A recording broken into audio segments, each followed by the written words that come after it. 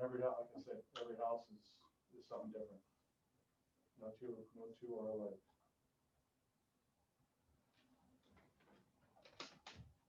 And you'll probably hang very few hollow core hardboard 2-4 doors too. Only at my house. They'll copper. So, a lot of the guys, even my competitors, are using track saws to bring doors down or to size them. Cordless is the way to go. It's the future of what we're doing. So we're getting as much, we're deep into it with cordless tools. All the way to chop saws. We have a 12-inch, some of the guys, we have a couple 12-inch cordless chop saws in the company, cordless table saws, so routers, grinders, sanders, I mean, all kinds of stuff. It's just got to keep the batteries charged.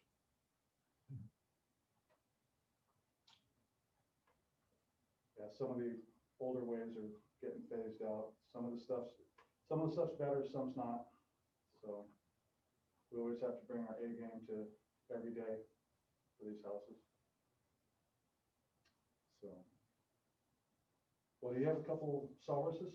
We do. Let's get Jerry a couple of sawhorses, and there's your jam. Jerry's he's gonna hang this. Lay, would you pan over there? Jerry's gonna hang this. Yeah, we gotta get that one won't work. We don't have a pair to it. He's gonna hang this 2-4, 6/8 hollow core hardboard door, inch and 3/8.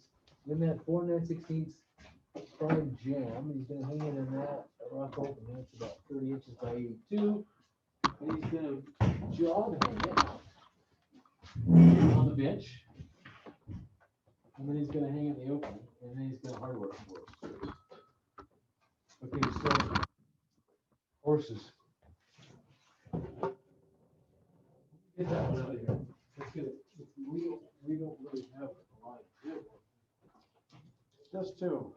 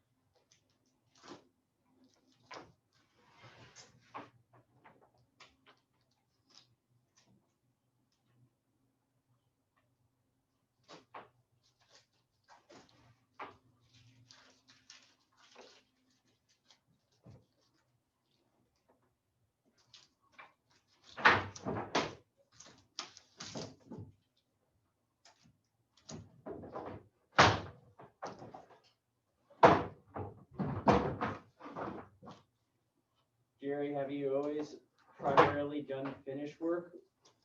No, I started off in a ditch, clearing ditches for footings.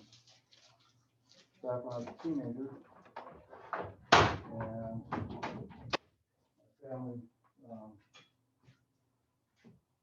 my family got a couple contractors, my uncle and my brother contractors. And they do everything from the ground up. So started in a ditch, clearing out the ditches for footings, tie steel, form boards, concrete, frame. So once you get to the end, you realize what the cool stuff is, and it's not so hard on the body.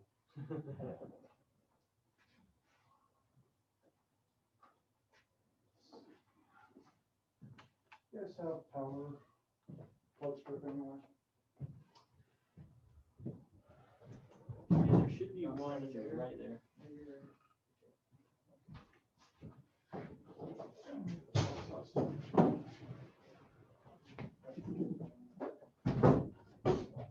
She told you the work one, we kind of, as long as it's the same height, put those in the middle of the room.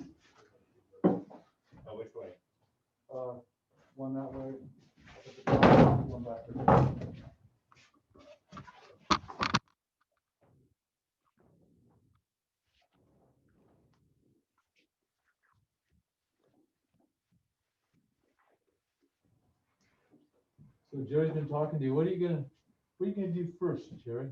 Well, we'll size the door first. Good idea. And you check the opening at the, Well, yeah, we'll typically when we go through, we have a door schedule or a door list that we make up and go through and we size everything, make sure the rough openings are right. yeah, so a standard rough opening, you guys, for an interior door is 2 inches over. 2 inches over both ways. So it would be, this is a 2-4 door, right? 2-4 door is 28 inches. That's what the door is, 2'4", 28 inches. So the rough opening is 30 inches, and that's a 2'4", 6'8". 6'8" is 80 inches by 82. And 82 is standard header height, pretty much. We sometimes frame to 7 feet, depending upon the doors, for 6'8" doors. 82 is standard header height. Sometimes, and especially exterior openings, we'll frame to 7-foot headers, because you can always pad down. But so that opening is 82 tall, and it's 30 inches rough. Now, in that call out, how am I calling that door out? Anybody? What's the call out for that door? 2468. There you go. And what, is it important to have the width of the door first? That's how wide of the door you want. Yeah, it's super important. Do it. Jerry, you need a hand? Oh, you want to get the chop off?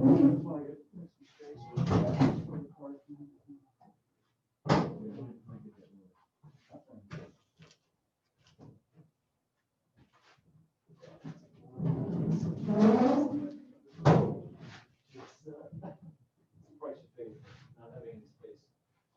Okay, better?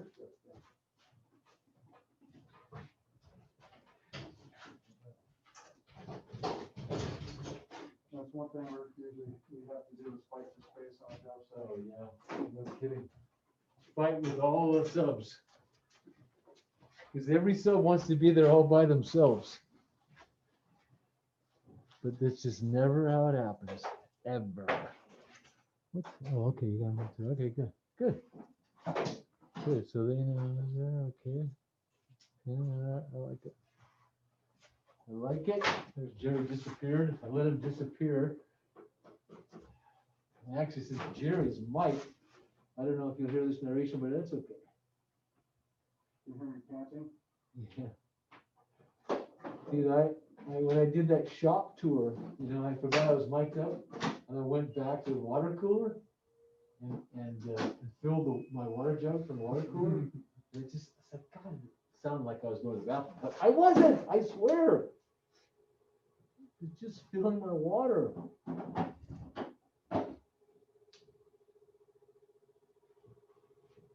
So Jerry's getting set up, he's getting the chop saw set up to cut that head and maybe the legs, who knows?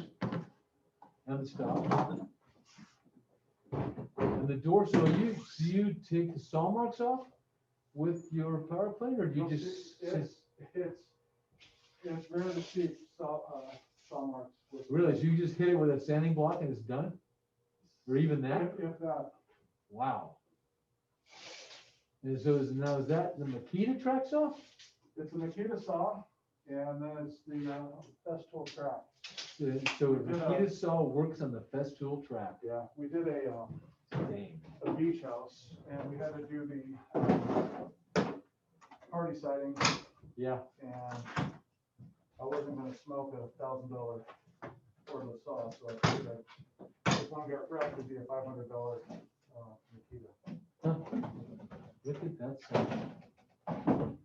And how does it differ from the 55mm Festool plunge saw?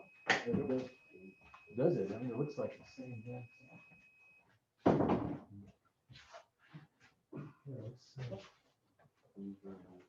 Oh, I think I put ours away.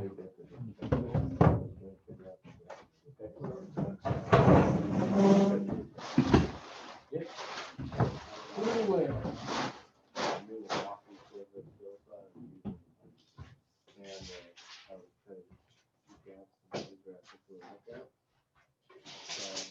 You gotta tighten it when you got it there too, make that a feel. So which way do you want this to be handed? Let's swing it, Opposite of that one? yeah, let's swing it right hand, open out. That's the way I would hand it. Would you hand that as a right hand door, Jerry? For swing? Well, well, left-handed doors, but yeah. As, it's the swing of the doors are right. Butts to the butts. Right hand side.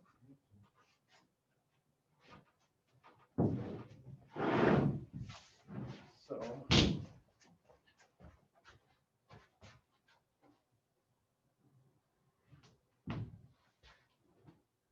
They usually have a door butt that holds the door on edge and we plane them. But I figured this time we do something a little different since a lot of people use hacksaws and or their tools. Well, you do take some of the operator error, potential error out of the whole thing though, with the truck shop. Yeah. Now, if you do, you can let the plane can get away from it.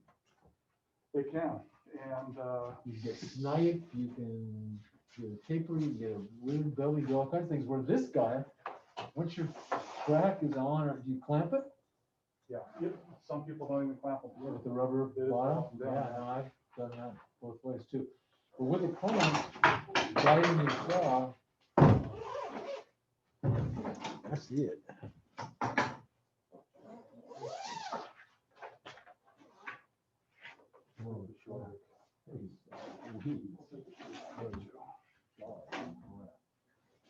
So these are a little unwieldy sometimes, and you gotta have space.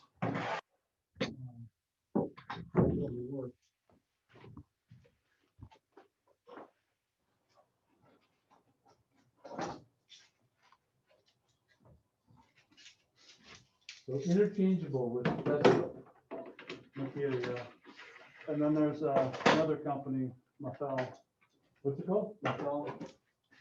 They're more expensive than Festival, and they're interchangeable with Bosch. Tracks. It's not Tesla? No.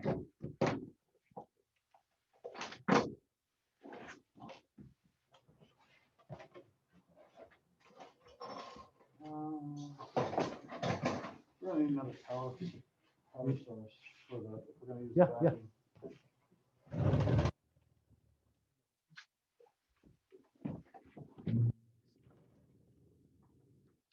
vacuum. Well, you can, aren't you gonna basically just plug into the vacuum? Oh, it doesn't plug Because the in. vacuum plugs in. Okay, so we just need to plug in the vacuum. And so will this operate, so did you have to operate on the manual?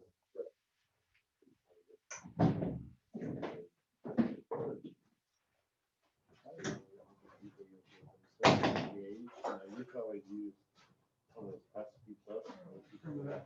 Great.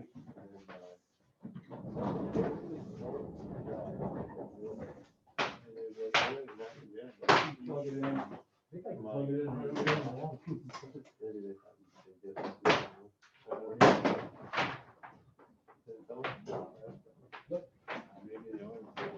Did you? I haven't used that, and I said, listen, I said, it's all phone, then you turn it. Huh? Slide over.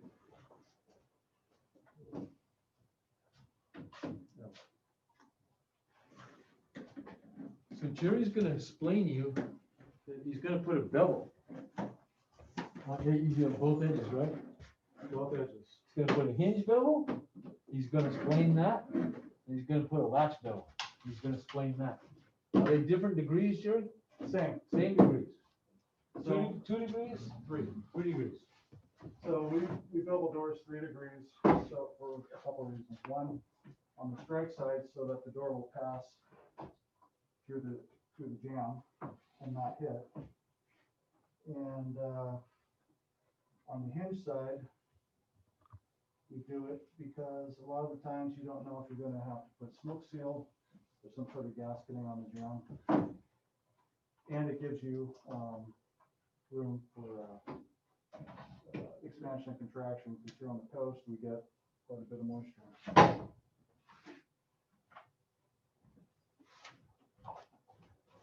So you all know what the latch bevel is about. The hinge bevel just takes stop buying out of the equation ever, but Over here. This is the jam. This is the jam, and this is the door. Doors are beveled like that. This door would hinge this way. So as it hinges, you take the meat away from here, so you can have a nice tight reveal, as if that were square, and you try to get a nice 2 or 3 millimeter reveal. The edge of your door, if it wasn't beveled, could very well hit there, and you'd have to have a much bigger reveal. That's why we bevel. And we bevel the hinge side to avoid any kind of stop bind. You pretty much can guarantee you won't have it unless you twist your jam. What's the time difference between doing it like this and doing it with a planer? Good question. There's more stuff to set up. Doing it this way? Yeah, you have to lay the door down flat.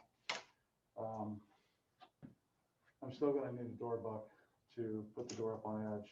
but I To didn't do the bring in. hinges. Yeah, do you need a buck? We got bucks here. Okay. Hopefully a piece of it might be in one of the tool rooms.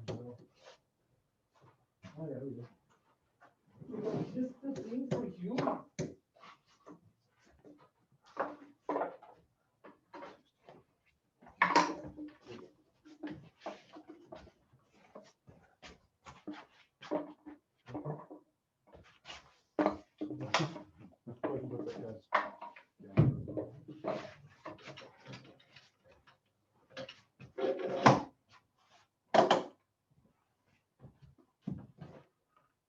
I reckon if you're doing multiple doors, this is definitely the way to do it, because it's only one setup. But you understand, and you haven't seen Jerry use a spiral plane, we haven't talked about the 126 Rockwell spiral cutter plane, which is, if you can get your hands on one, they're just the greatest. They stopped making them for some insane reason. Because they're metal. Because they're metal, and, but they're really great. They have a spiral cutter, and they cut really clean. But normally you set up in bucks, and you plane a bevel on the door on both the bevels, and it's, it would probably take 2 passes. And it takes a fair amount of skill in knowing how to operate a plane to get a perfect pass and not get sniped at either end and get it. So Typically, snipe is usually comes from your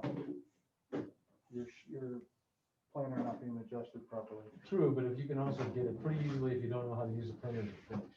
It's just a variety of things can go wrong, like using a belt sander. Whereas this guy, as a way to bevel the door, especially as if Jerry claims this saw blade is sharp enough, multiple teeth enough, and the fact that it's being guided to be really straight is to give you an edge that is devoid of saw blades. You have to have some. So that's part I want. That's part I want. Let's give this a whirl.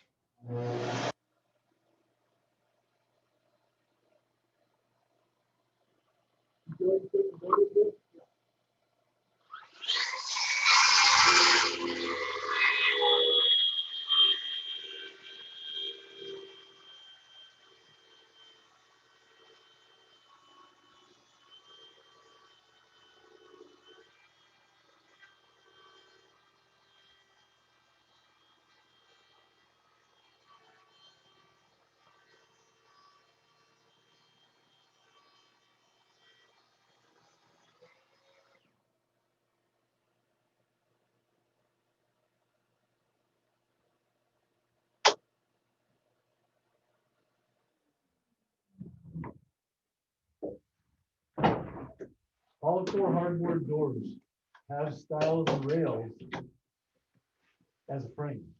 Now they have a mid-rail and lock rail. So they have stiles and rails, they have stiles, they have top rail, they have mid-rail, a lock rail, they have bottom rail.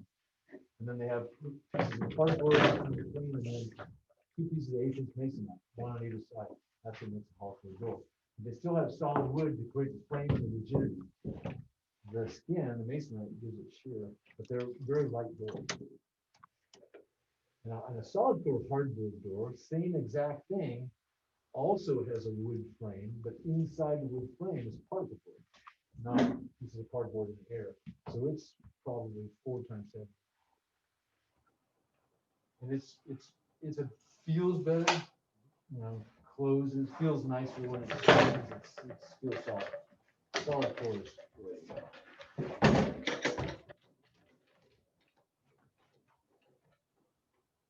And this guy, you put on right to your line. At, How much you take more? Almost a quarter. Strong 360s. so that'll give you the reveal, so your opening will be before, what you take off will be your reveal. Yeah. Cool. Great way to do it. I keep the openings that call out. So if it's a 30, 3L, I keep the frame at 36. This one will be at 28.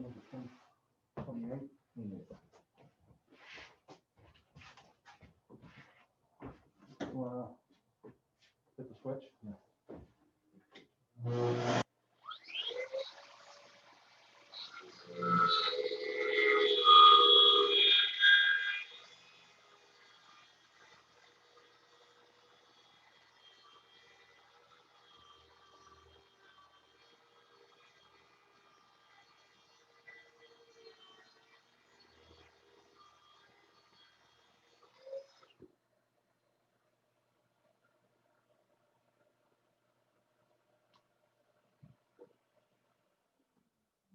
You guys, at some point, everyone needs to feel these edges.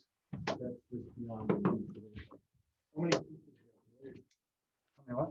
How many teeth in that blade? This one, I don't know. And is it a 7 1/4? No, 8? it's about 6.5. 6.5, and,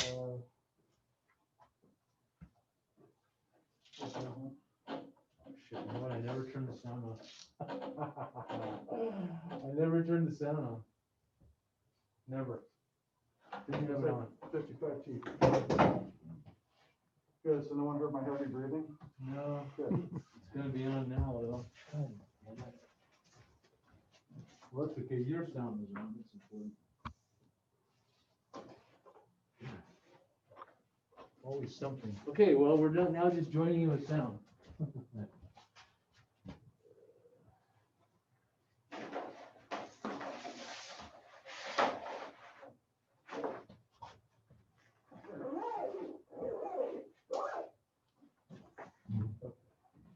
So, let's take this off. And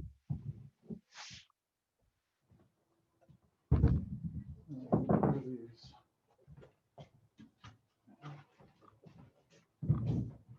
Are you done with the currently? No, we want those. Some.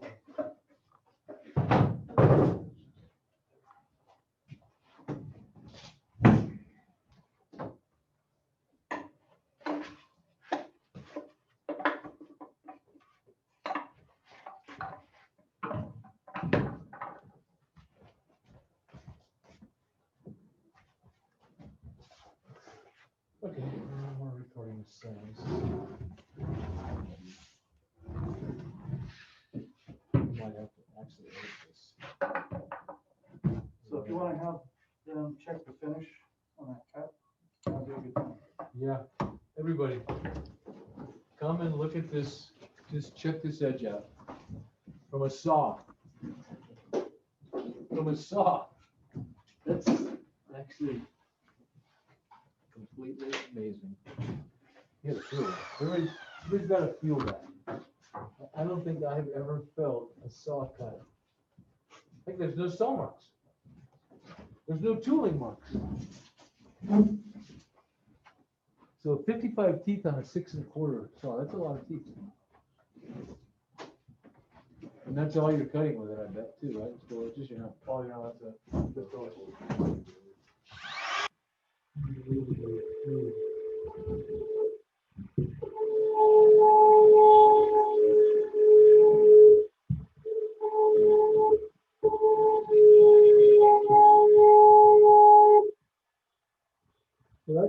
cordless trim router with an 1/8 inch, 16th over. 16th round over. And so he's running that, he keeps the bit in it, and just to ease the sharp edge to a 16th round over. And that's all that rotor does. And that's the router's dedicated to doing that. It's taking, breaking the edge on virtually anything. We use the software for sheet goods, plywood. Right. But just, finished material, that's it. Tell us about your templates, please.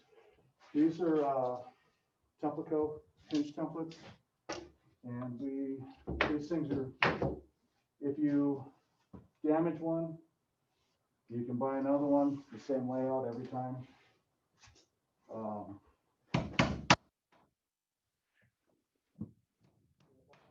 Other templates, there are the Bosch templates that are adjustable. You can link it together for different size doors and different counts of hinges.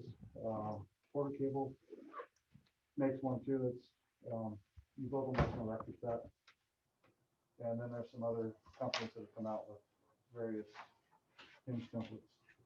But these guys make them, they're not adjustable. They're made for every configuration. So this is a standard 3-hole, 3.5 inch butt hinge, which is a pretty standard door hinge for standard doors, but not a standard pattern or hinge for a lot of the kinds of doors that Jerry was talking about in these higher end places, where you're talking about 7 and 8-0 doors, like an 8-0, you probably have 2 pair of 4.5, 4.5s at least. 1 3/4. We go up to 6 by 6. Yeah, but you can't hang them with 2 pair. I mean, depending on the door. 8-0, 3-0, 8-0. Typically, we start off with 3, up to 7 foot. Anything over 7 foot goes to 4. Yeah.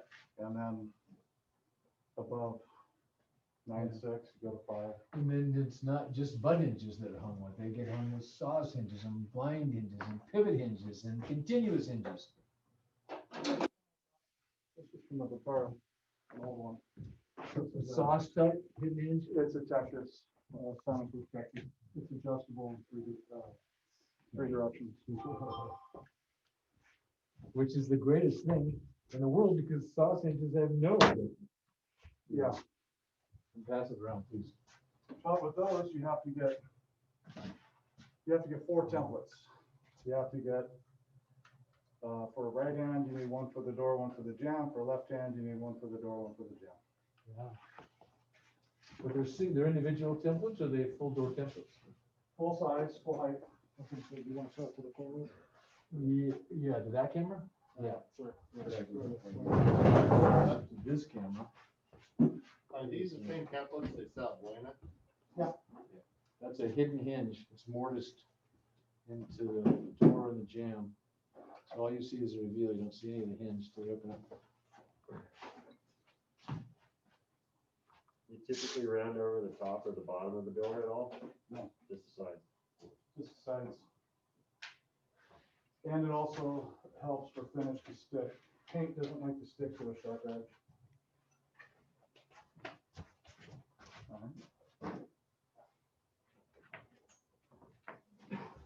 So now, Jerry's used the template called a butt template to cut the mortises for the loose leaf butt hinges. Loose leaf because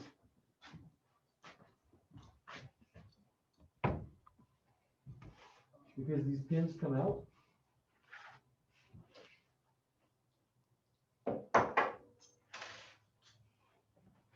When the leaves get loose.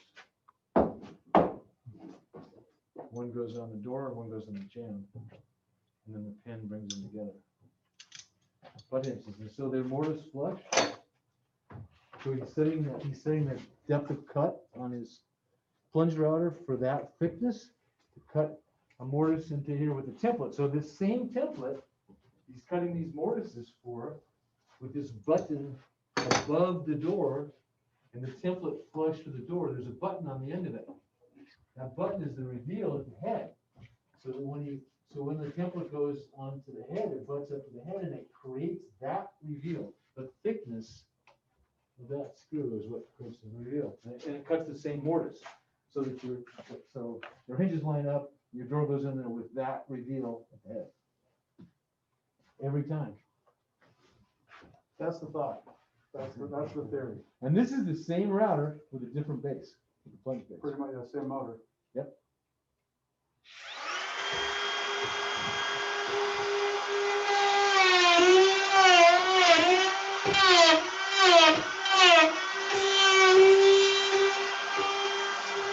And there's a technique for this too.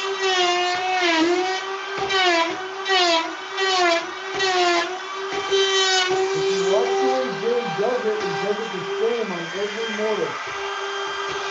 From here and down, he starts to open the door, comes back, and then turns the lights up.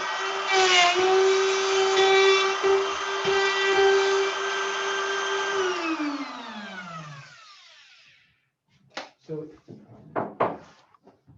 that's set up with your hinge, that's got a hinge template guide, right? That's not a bearing. Stop driving, son. That's a bearing.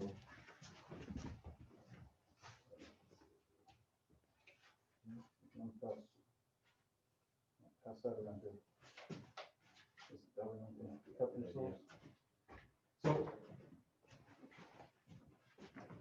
we used to use those, all the template guides with the template guide on the router, mounted your base, and it is what went along the template, and then the cutter was inside the guide. Now we have bearing, so the bearing was on the template. Well, not so much we have, I have, because that's something I came up with doing the three So, bearings. yeah, fucking, oh, pardon. So Jerry, you gotta show me the microphone at some point too. So Jerry's come up with this bearing idea, which replaces the router template, the template guide, which I never liked. Yeah, they never center right, Yeah, so they never center right, that's exactly right. back in the day, the quarter cable routers, I've used specifically quarter cable. On the base, they have a countersink, and you couldn't adjust the base, so. Yep. The router's not always dead center of the template guide. So, which can create a problem when you're doing pairs of doors. You can actually have one higher than the other, even though you route it the same. Just that little bit of offset can change the difference in reveal. Yep. Yeah, it's a real problem, because the template guides mount to the router base. And there's no adjusting them for center. They're supposed to be milled in machine center, and sometimes they're not, and that's a real problem. This way, he's just dependent on the bearing. So the bearing rides on the template, the inside of that template cutout, and the knives cut, or they cut. So that's probably an inch over, because it cuts a 16 pin. So you just stack those bearings over. So you made that good, yeah. So when I go to Buena Tool, I try to buy up all the 5/8 bearings I can. So then I use it. Jerry. Well, between old employees and friends, other people are wise to it. Do you ever resharpen your corner striker? And if you do, how do you do it? With, I have a diamond file that I carry with me. Show them that corner chisel, spring-loaded corner chisel, please. See that? Bitch, no, but I got one of these for the shop, and that's the same, just in the trimmer base, but it's close. It's not much heavier than that with its battery. I Oh, tried yeah. resharpening the corner one, and it seems like I made it work. You hit the inside or something. These guys? So, Yeah, Have you guys seen this? Have you guys seen this? Have you seen that? They go all the way around. I have a pre-drill for the hinge. And you guys use a VIX bit? Too? It's a self-centering bit made by Vicks. And, And how do you spell that, guys? Yeah. Very good. so, yeah, we pre-drill everything we can. Anytime we use a screw, we pre-drill for it. So we don't split, we don't break the screw off. Self-centered. You can break steel screws off in oak or in anything, if you put too much power to it.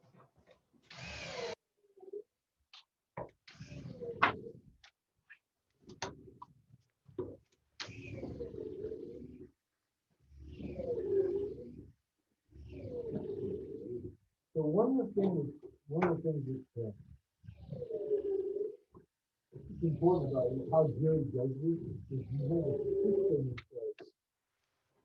And he follows that system, so it's super economical, and he's refined the system to make it even more economical, so it really works. And so he doesn't forget, and does things in a sequence, because there's mucho sequencing here, right? And if you do it the same way, you don't get confused and hang the door wrong, or, mortise it. I mean, you could just as easily mortise it this way. Yeah. If you weren't on top of it. So when we load up, we've got a 4-door buck that's spring loaded. You drop the door in, the weight of the door keeps it down. Once you lift it up, the spring will bring the jaw back up to the next door. And on that buck, there are letters or handings of the door, left hand, right hand, all the way through.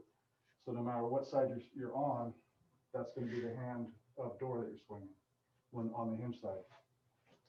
So we try to do as many doors as we can in one place. So you're only dropping left-hand doors in the bucks that Oh, we say can- left-hand, We right? can do left to right, so we can do all rights, all lefts, combination. When we do pairs, I like to set the pairs up right, left, and then right, left, so I'm in the middle, and I can just do laps right in the middle. Yeah, having a system, super important. And then when I start, I try to start from right to left.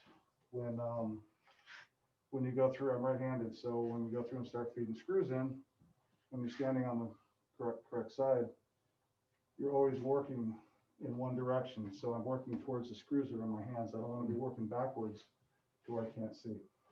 Ergonomics. And then if everybody's doing the same thing, then we get into a flow, through the buck, and nobody is in anyone's way. Yeah. So Good things to think about. Especially if you got a bunch of doors down. it's the little things that if you're doing a bunch, if you're doing the same thing all year, it adds up.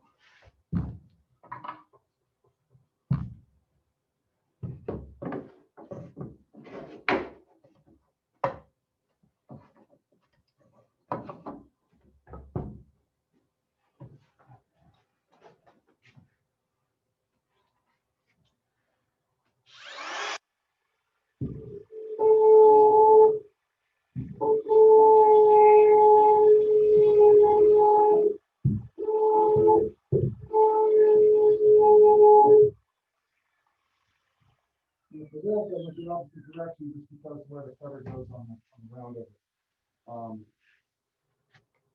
If we're doing like a higher end door, a vertical fur door, if I come in this way, if I go from left to right, the direction of the cutter will lift the grain and you end up with a huge tear out. So what I'll usually do is I'll start on the right and I'll back cut it so that the cutter's not really lifting the material, it's pushing off, and then you can go back and do a cleanup cut. Okay, so that's good to go. I just need some screws.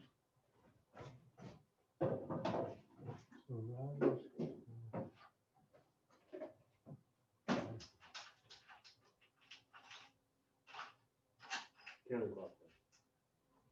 But you move left to right. You're doing edge routing. And on the back side, so right, if I was edge routing, that's the way I'd move. And that's the way I'd move, and that's not climb cut. And routings, and edge routing, and profile routing is a whole other ballgame. The routing we're doing here is mortising, which are the cuts that we relieve the wood for hardware to recess into, usually flush. And we'll do it for the hinges, Jerry will do it for the stripe and the latch as well. And then, This is one of those extruded Italian frames.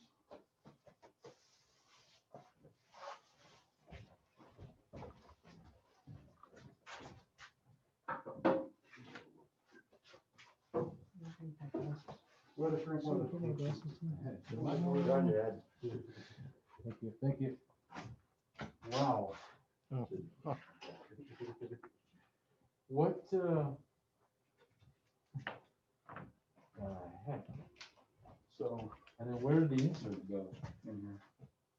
And this is the edge, this is an edge to go to finish mud too, and this too.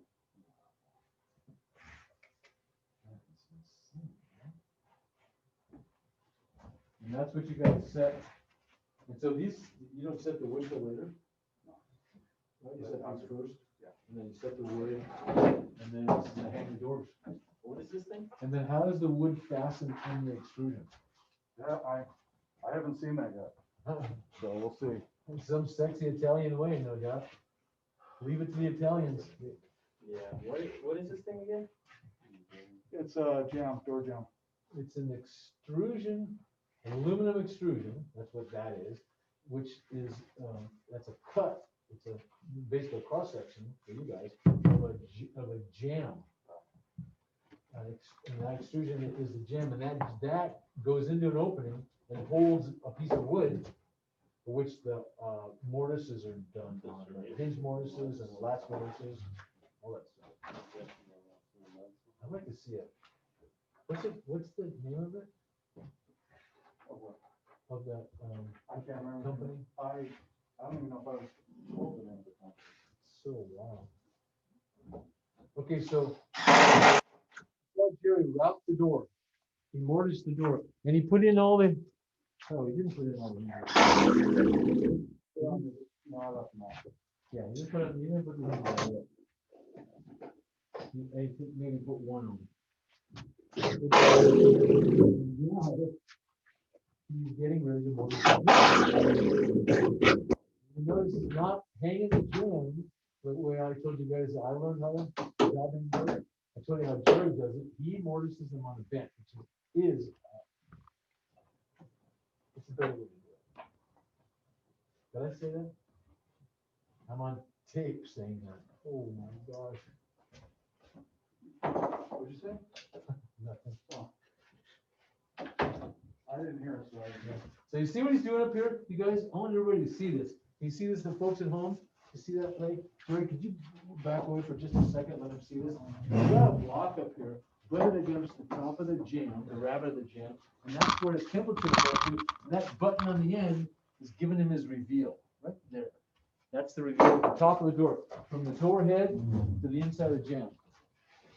All these little details.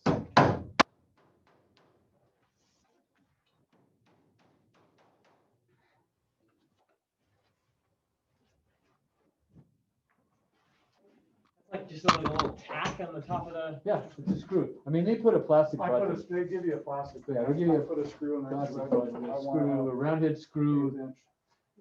give you an eighth of an inch, 2 millimeters plus.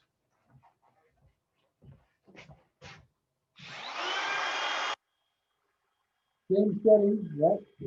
Same setting.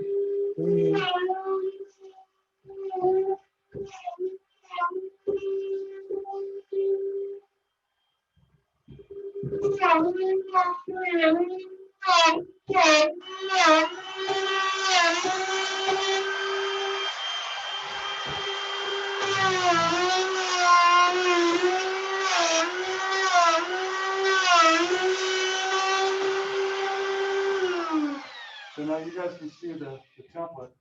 You can see how much thinner this is. And the reason why I go in the pattern I do is so that I'm not doing a climb cut, which is gonna pull the cutter into this, these will flex. And over a larger hinge pocket, you can get a little rainbow behind the hinge, and that's never goes over well. Because that hinge is supposed to look like a groove there. And that's what a good mortise should look. Yeah, I think the tracks are. What's happening? I mean, come on, man. That's insane. I wouldn't have, you know, I would have bet money that you were gonna have some. Yeah. These times they are changing. I still can't believe it. Just can't I don't believe it. necessarily did, but what was the pattern you did? That's so fast. So I go in, come out, I back cut across the face so I don't have any tear out like for vertical fur. Go in, come out, back cut, and then one final cleanup. So that router would normally, you plow that left or right, but you could get some blowout, so you back it and spin out, and then you won't get any. So you just gotta, just be aware of how, and also, when you don't wanna come out of the mortise either, right? You don't wanna go in and then across, and then come out of the mortise, because that's where you're gonna blow that side out. You wanna come into the mortise, into the mortise. Keep it, because if you're gonna, the whole idea is to, and is that a dead blow hammer? It's just a rubber mallet, no dead blow. You got a lot of stuff on you. Well, I tried to be a good employee and didn't have to go to my truck a bunch of times.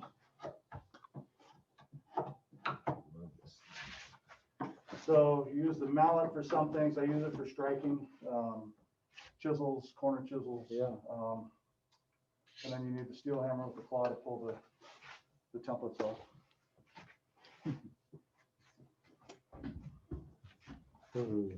So light? Why is it so light? 10-ounce titanium. Ooh, I love this, man. This could be jewels, this could be earrings. It's $100. $100 for that hammer.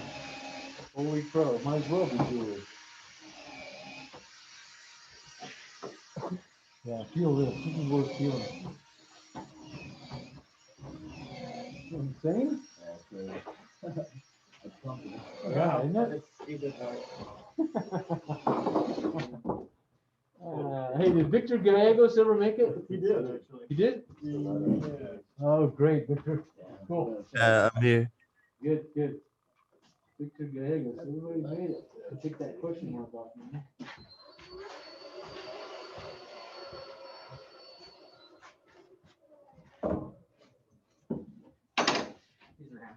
So the jam is mortised. It's mortised with the same template that he cut the hinges, the hinge mortise is for, so they're gonna line up.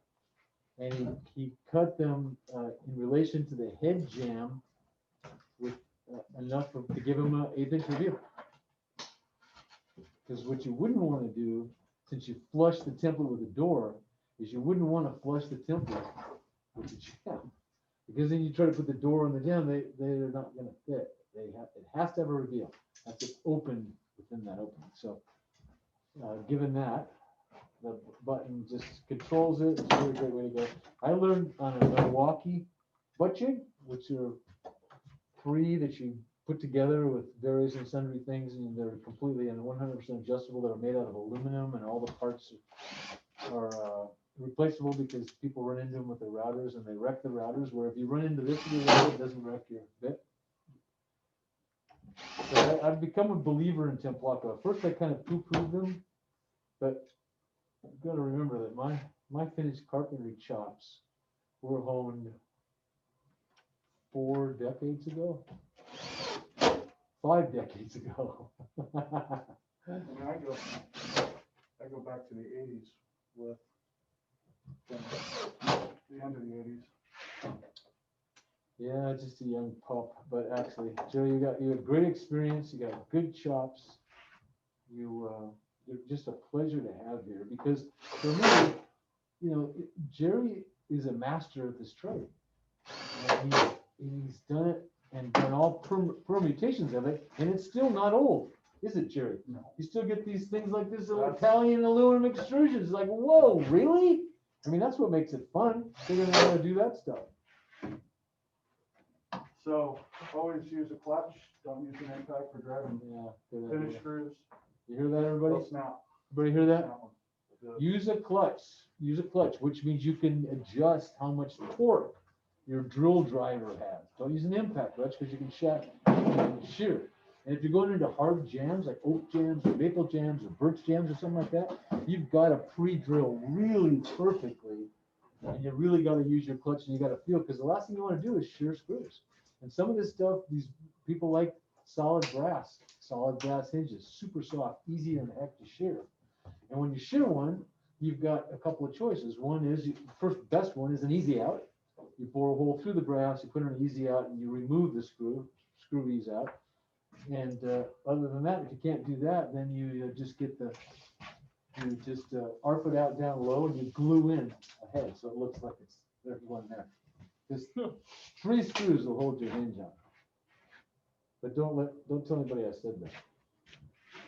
So when we start hanging the doors with the finish hinges, we use temporary hinge screws, and we just do half the hole. So we'll do the top hole and skip one to the third hole, and that'll get you on the outside, and it'll get you, if you skip, you have two on the inboard, and it'll keep the hinge laying flat. If you have to make any adjustments, you're not blowing out all the screw holes. So you know that you're gonna have two that are gonna be fresh at the end. Get a good grab on. And then a lot of the times they use slotted screws as opposed to Phillips head. And you just wanna put those in one time. Yeah. Cause Over bronze is the flavor right now, and you don't want, you can scratch them. You don't wanna scratch them, because you gotta break out a Sharpie and try to make it look nice again. Or get a curl of metal coming out there. Anyway, a lot of bad things come out.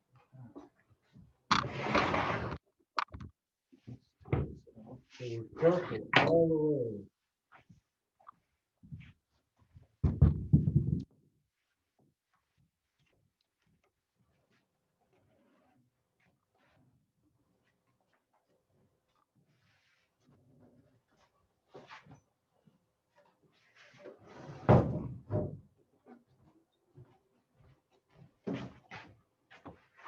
Let us know if you need any hands there, Jerry.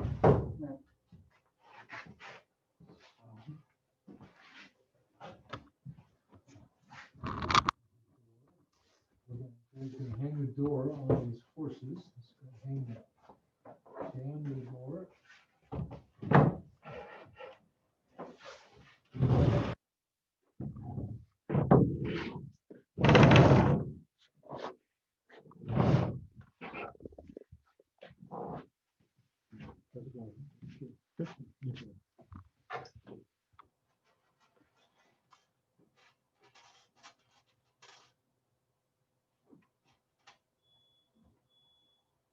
I like square corner hinges. I think they look better. But the down and dirty doors, the doors you go and buy at Home Depot that are pumped out in the factories for pre-hung, they use they don't square out. 5/8 radius. Yeah, and they have a big radius, they have a 5/8 radius as well. It's really, I think it's a really ugly looking hinge myself, those big radius edge hinges. It doesn't even look like a hinge. And it's one of those things where you look at it and you know it's cheap. Whereas these brass hinges, they're not expensive hinges, they're relatively cheap, but they're square corner. So they just have a better look.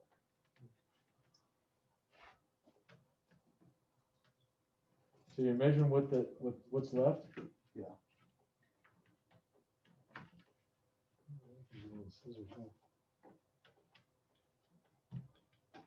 You know, Jerry, use one of those, I probably got this for the head.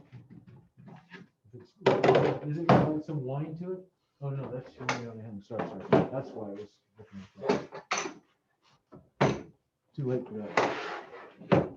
Now.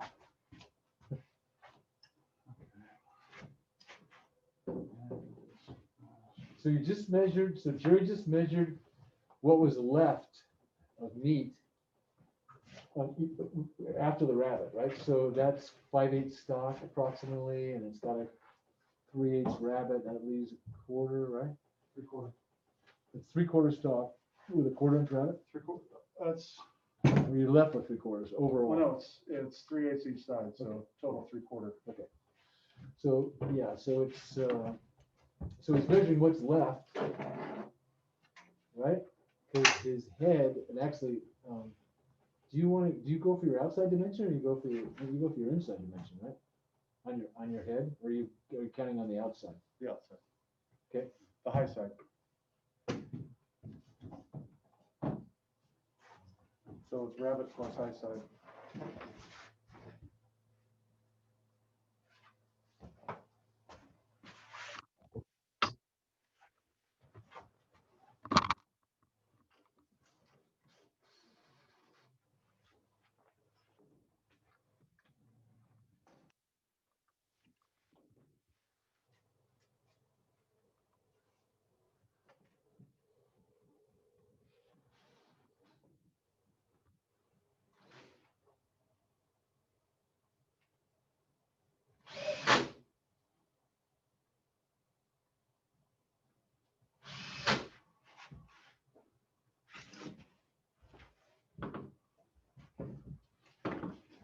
Come on over here, Lynn.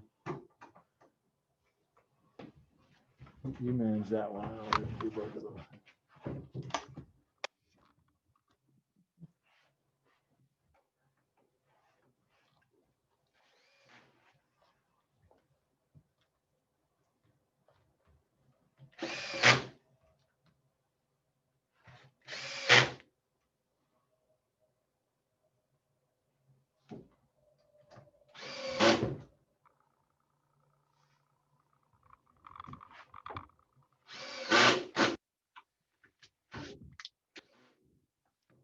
Another reason for the self-centering bit is that so the screws lay flat, they go in nice and straight.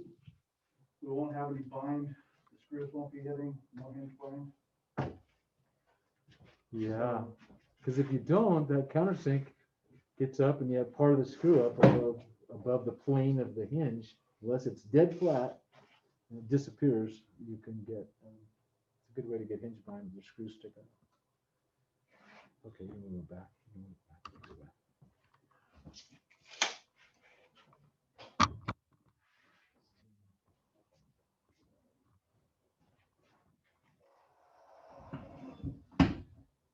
Okay, so he's gonna cut the head now, right? Is that what you're cutting, Jared? Cutting the head? That seems good.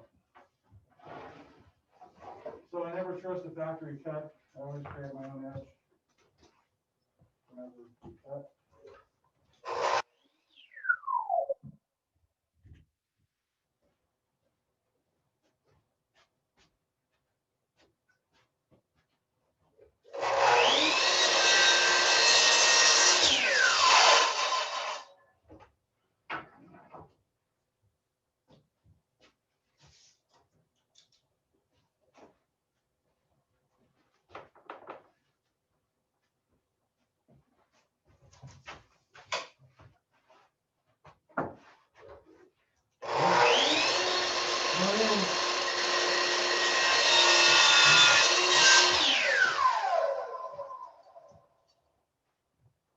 Bigger pieces, you see a lot of people sitting there using these saws and going back and forth up the hand saw. Yep. Just drop it, push in once, and Yep. it's done. Even if it's Back and hard forth. work. Drives me crazy when I see people do that. Drives me crazy when I hear people call reciprocating saws sawzaws. Or water heaters, hot water heaters, or concrete, cement. Yeah, cement is part of concrete along with sand, water, and aggregate. And guess what water heaters do? They heat water. So they're not hot water heaters. Because what would be the point of heating hot water?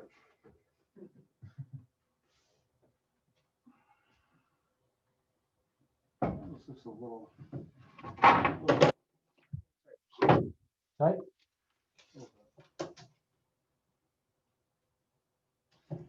Well, numbers match up, should be good.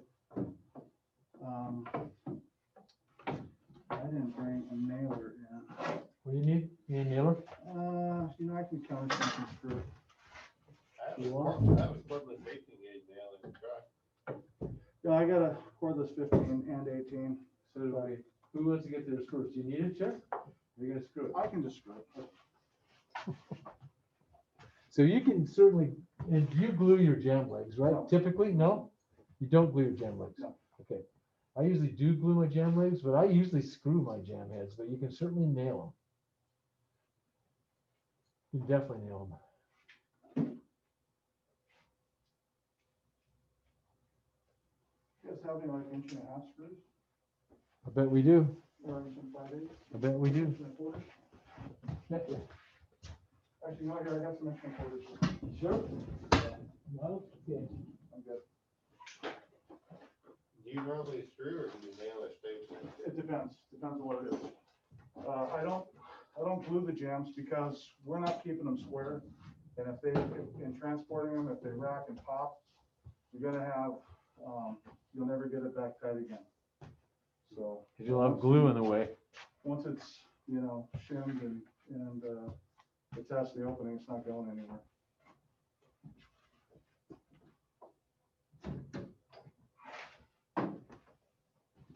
So remember I told you about those pinch dogs you guys?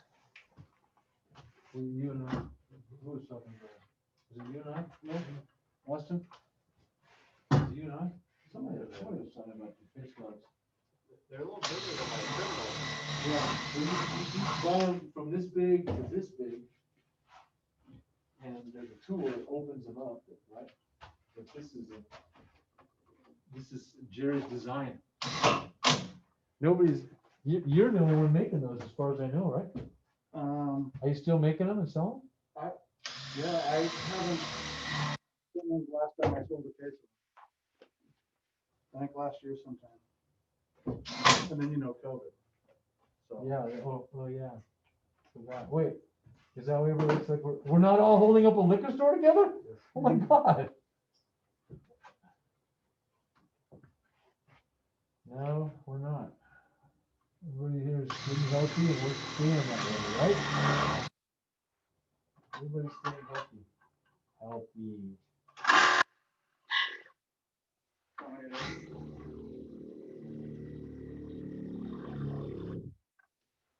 That's number 6. I believe so. 6 or an 8.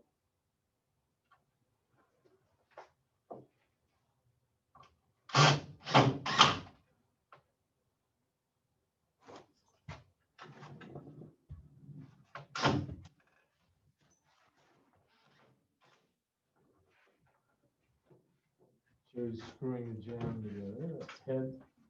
I got left on this. Hey, thanks for finding my glasses for me, you guys. I appreciate that. Watch out, it'll pierce you. Don't put it to your ears, your nose. Yeah, try not to do it over your nose either. Saves some money. So that spring steel, it's really good steel. I mean, the stuff that we buy, there's German steel, it's just great. That's stainless spring steel. So cool. Dude, I gotta show you this project later. I did this 18 gauge mirrored stainless wall, fireplace around, 10-foot wall, 82 inches wide, around a bronze sculpture popping out of the wall. Mirrored stainless, it was beyond belief. And it returned on the edge, a ½ inch, so we married it to ½ inch templates. We made ½ inch birch templates and then had it laser cut to it. Wow. I like working with metal. Wow.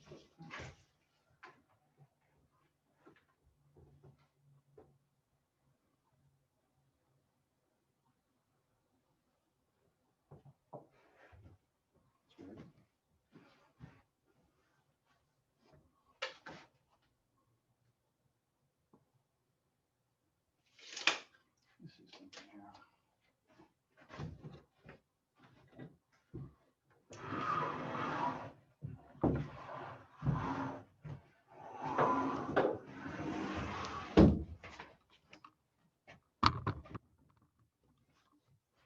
I did get that too tight.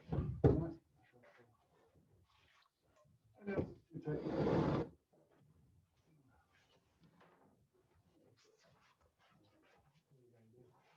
Stay apart.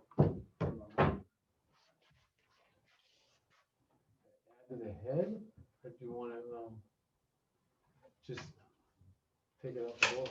Oh, no. I'll just recut the head. Okay.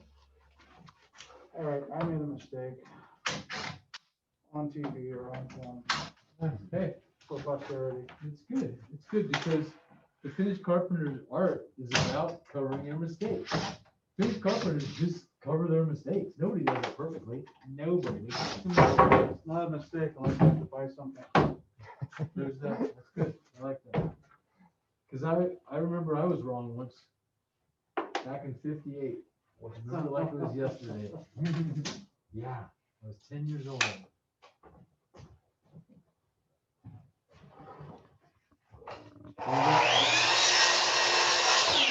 So that's why you have to buy another leg to get ahead, in case you cut your head a little too tight. And it's also a good reason not to glue, and a good reason to screw. See? Yeah, You I guys like learned a screw, valuable lesson by me screwing up. I like screwing generally versus manual.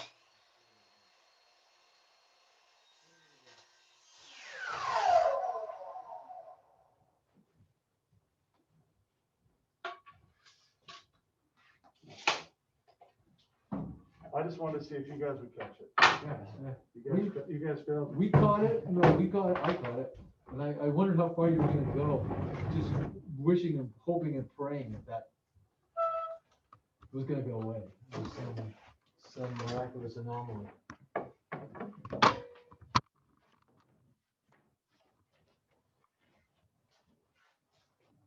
Better? Yeah.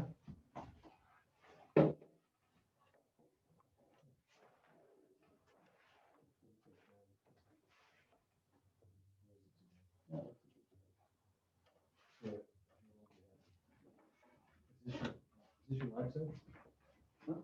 Where's your high bevel? Here? Yeah.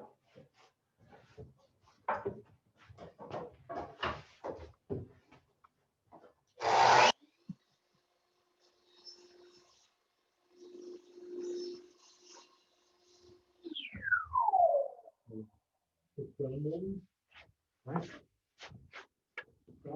Anywhere you got, minors, outside minors, outside minors, right? You want to draw this together a little bit?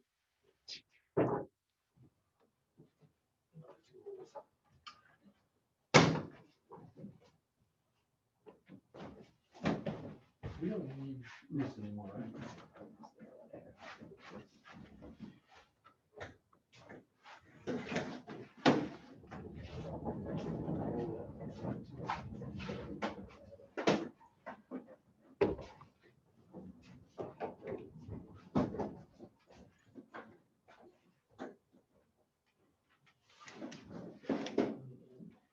How'd you get the width of your head?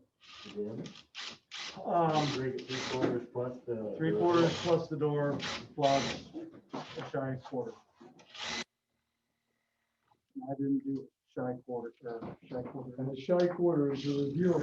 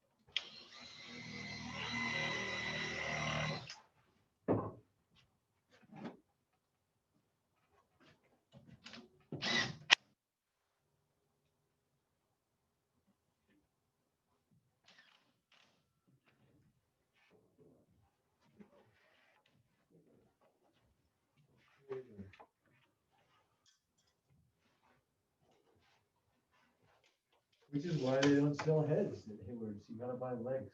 So, you gotta buy 2 legs and then a third leg for your head. Which in some cases can work out.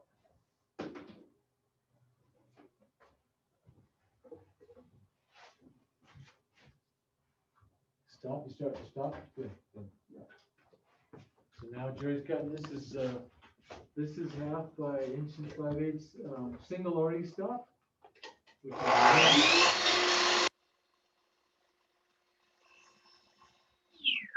radius thread, single RE. Double RE is 2 radius threads, which is kind of cheaper. Jerry, you always miter your stops? No, it depends on what the style of the house is. Okay. So sometimes they could be butted. Yeah.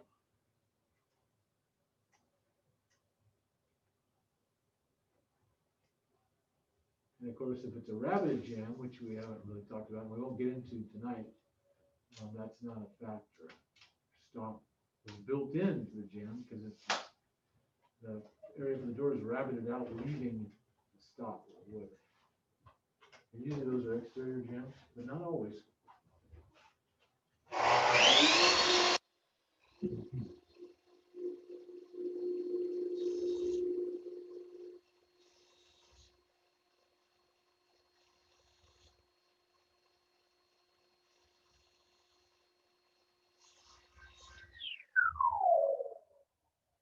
So do you know why these guards are clear or vented or louvered? So you can see through. That way you can sight the blade to your cut. That one's dirty, I couldn't see through it. That's why I had to walk it so much. That needs to be clean. And somebody needs to put, 2 people need to put this dang, sanding bag on, but not yet.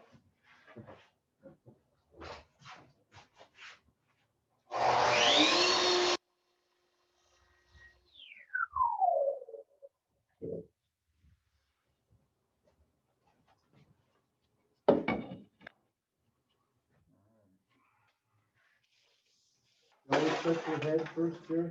Yeah.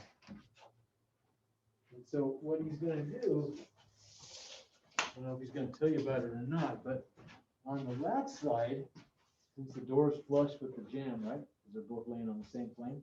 On the lat side, he's gonna have the stop touch the door. But on the hinge side, he's gonna put something in between the stop and the door. He's gonna give himself a gap. And so his hinge side stop from the head all the way down is gonna be gapped by 1/16 of an inch. And at the lat side, the door's gonna close against it all the way down. And that gets rid of the chance for stop bound. And you would be stop bound if you did, just by the nature of the physics of the door. The physics of the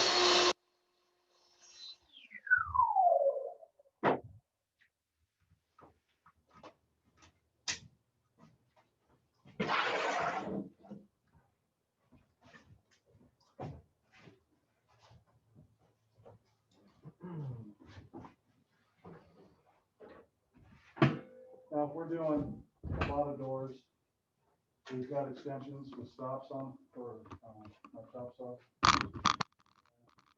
Sit there and I'll stack out 4 or 5 different stops, take it to a 45, and I'll make a bunch of cuts at the same time. Set them aside, and then set the stops, and then we can cut them all the same. So each different size of door. Sometimes we could have multiple, we could have 6, 8, 7, 0, 7, 6, 8 foot, 9 foot in one house.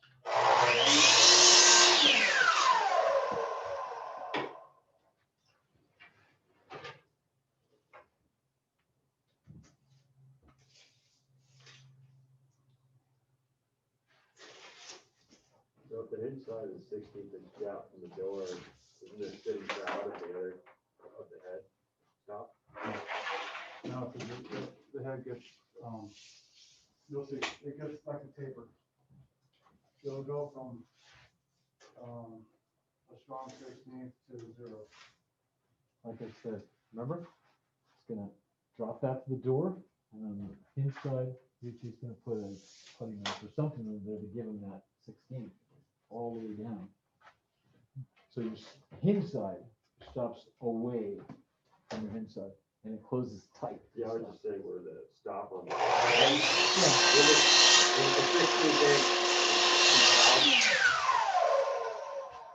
No, it's still, you don't see it, it comes out of the monitor, but it's still, no, it's not there. You'll see. You'll see. Singles from one side to the other.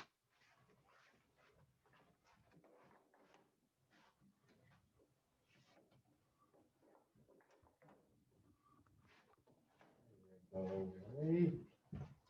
Austin, I mean, is there any call you let? Only, yeah, like legal issues or whatever. I don't know. I don't know why, it's like family tradition.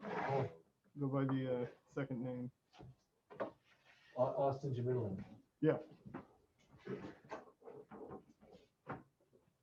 Okay, I've got to get a couple of nail guns, so I'll be right back. Okay. You need a hand or anything? What kind of, who's got the other cordless nail gun? I have an 18 gauge Milwaukee. Oh, Milwaukee. You know what? Yeah, I got to battery. check this one battery about dead. I've got a wire nailer, but I gotta start the compressor and I've got a 15 gauge Senko, Let me see if my cordless or cordless. cordless? Yeah. Okay. We'll use it. Yeah, I think I got 1.25 inch nails. Does that work for Do you us? have the, battery charged up? Should I get it, Jared? You have the battery, I'll grab my Senko. Okay. Okay, so let's take a break. While we do that, I'll turn the recording off. You guys take a break for, don't go far, don't go more than 10 minutes, okay? You got it? Okay, we're back to it, gang at home. Join us now at home, and we'll get back to Jerry DeHogue, who's about to nail on the stop, and you're gonna learn about stop. Then we're gonna get this door in the opening and get it hardware as well.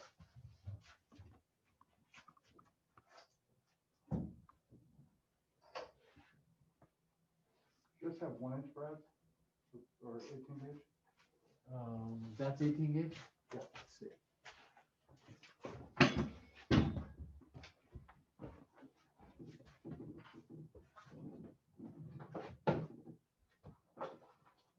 Okay, 16 gauge. 16, you said 18, right? Yep. Staples.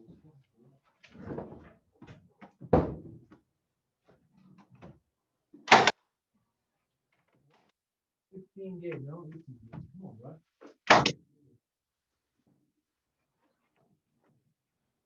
Yeah, all I have is 16 gauge. Okay. I guess because we have a 16 gauge mirror, maybe. That would probably be. Yep, all 16s. 16. 16.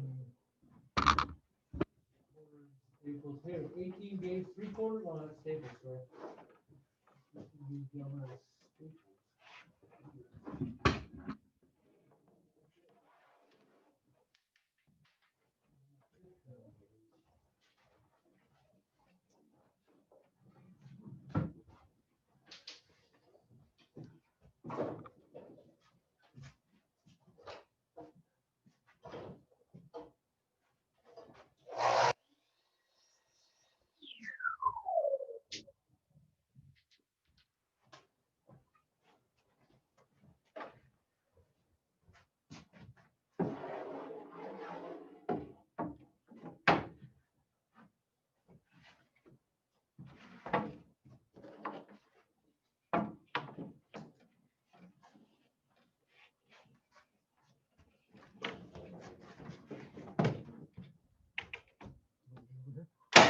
You got a good angle.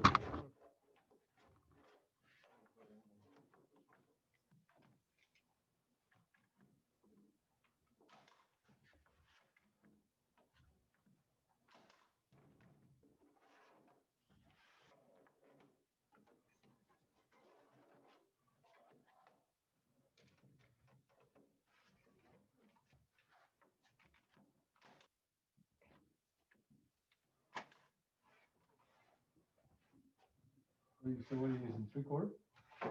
These are 1.25 inch. I'm just kind of hanging it a little bit.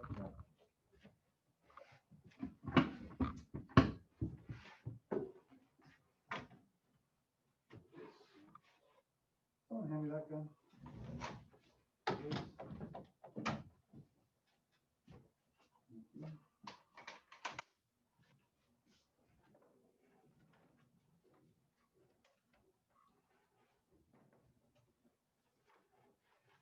You want a screw for it? Sure. No, I just want, can you just kind of hold this flush? Yeah. Let's put it back instead.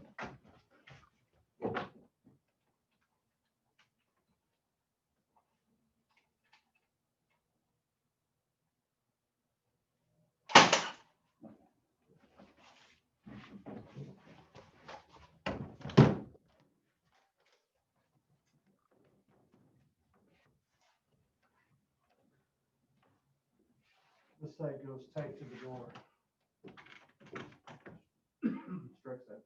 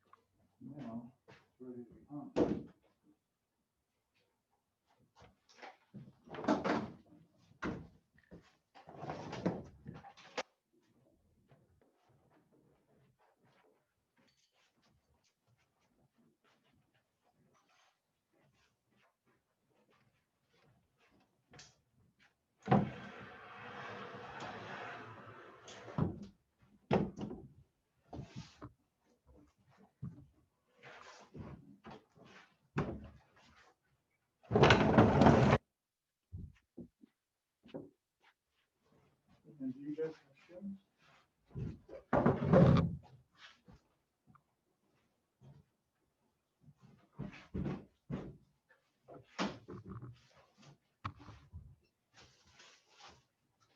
Grab these horses and get them out of here. We don't need them again, right, Jerry? No.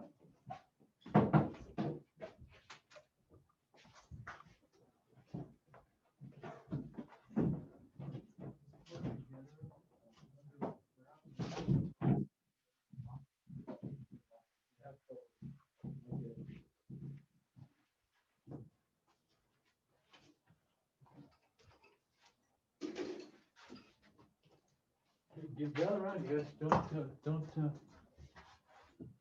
Don't be shy. See what Gary's doing there.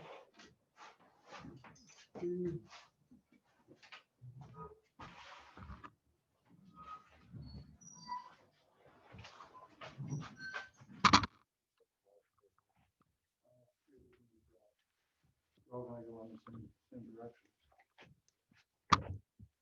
What was that, Jerry? What are you saying about the shims? Oh, I flip them, so they're all going the same direction. We don't try to pass the shims through from one side to the other. We do each corner individually on getting it plumb.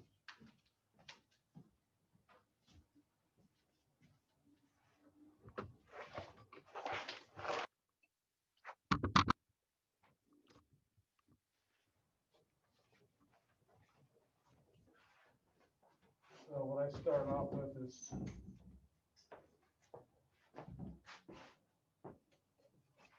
man. You still got nails in there?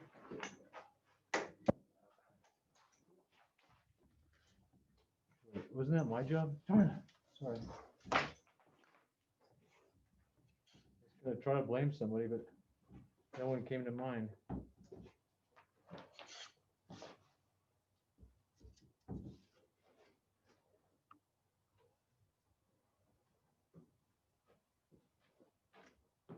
Did you pull that nail, Chair? I did.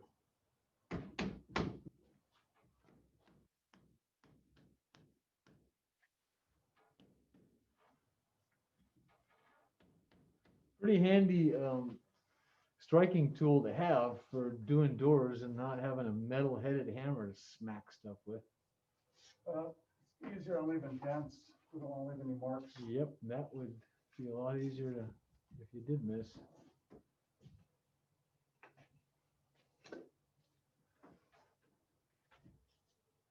You guys are gonna case this out there, right? We are. Yep. We're gonna do a Craftsman style casing. Actually, we're gonna stay till midnight to do that. Just kidding. But then you knew that.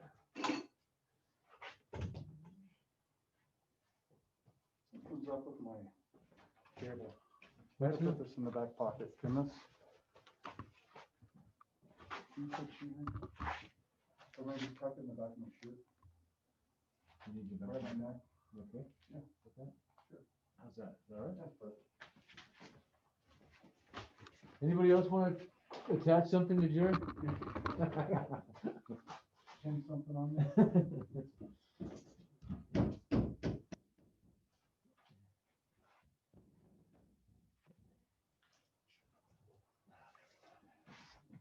So I like to pin things at the head, get it centered in the opening. I measured it top and bottom. I didn't check to see if it was plumb, but which has gotten me into trouble before. And now, but you have a level, so it's good a time as any.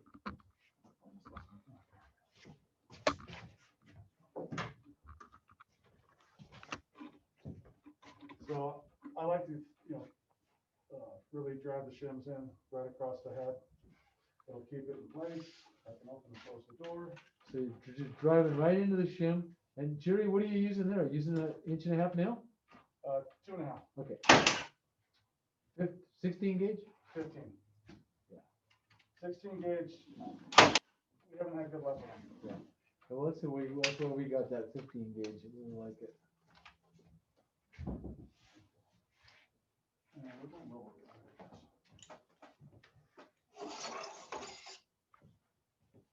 So the floor's usually pretty good. I'll double check the head.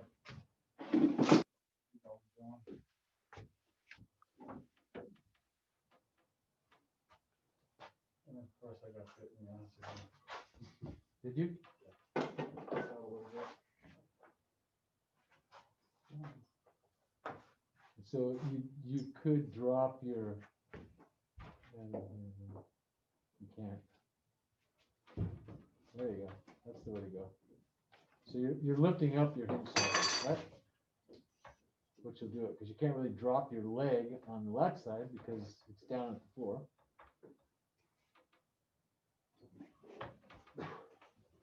So it's just got that one tack. You can drive that hinge leg up a little bit.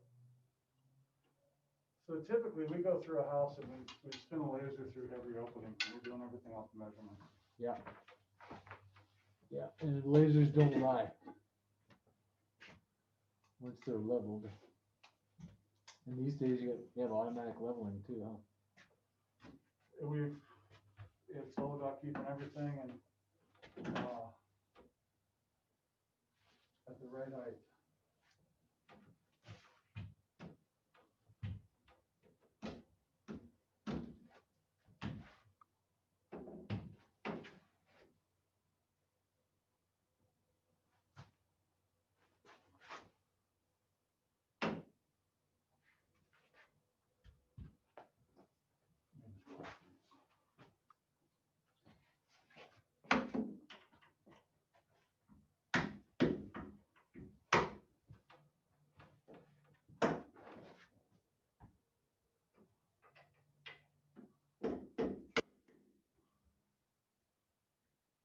Most of the time, we're setting the frames before we hit the doors anyways.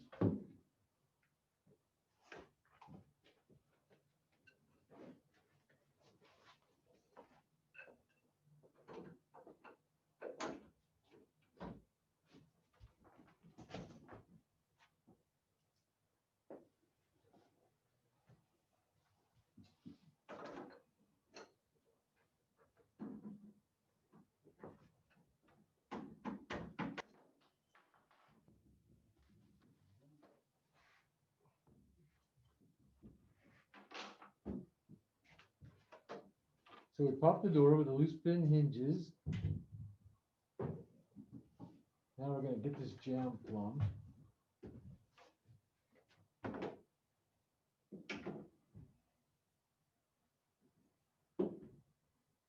Wall out? Well, all's way out, so Not surprised. I didn't find it. I'll just do what we do and in real life, we'll just make it plumb and have to overcome, this piece out.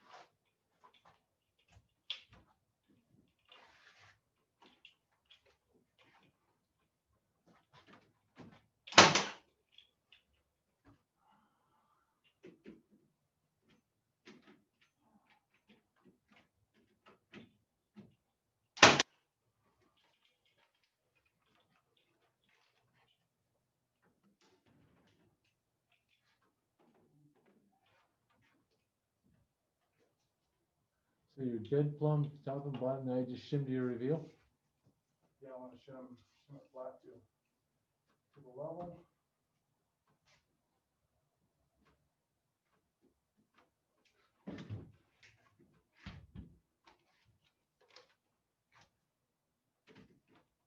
I'm not gonna shoot through the shim just yet.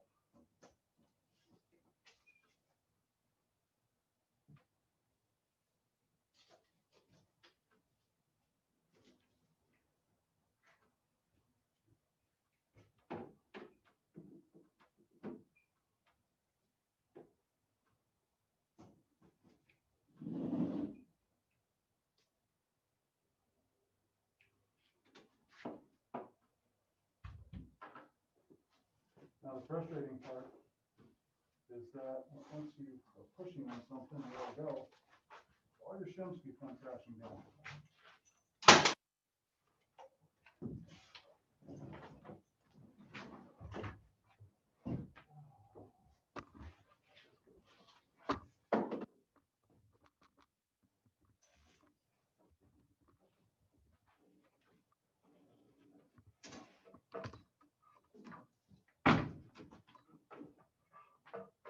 Another frustrating part is when you have to go into a place where you have people's stuff. And you gotta move. Somebody wanna jump in there and give Joey a hand? That's all right. I got it. No, it happens. We got people that, on the rare occasions, we have people living in the nightmare, you know?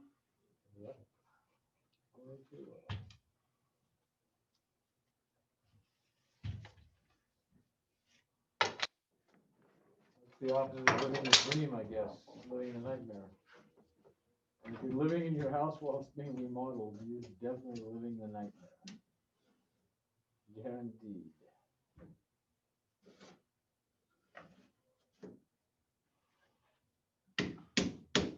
Now I push this and I'm working this edge. These are still tapered pretty tight, and they're not gonna affect this edge of the jam. Get this side plumb.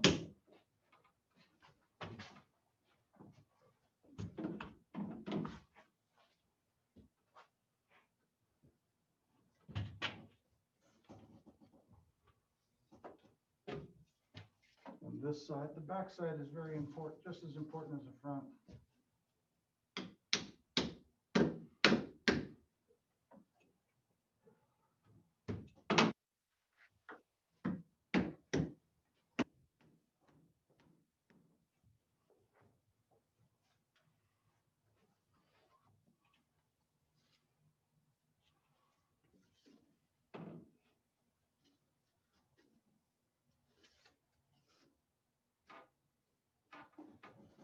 And you want it, what I do is, trying to chase the daylight away. So if there's any daylight between the level and the jam, I haven't done my job.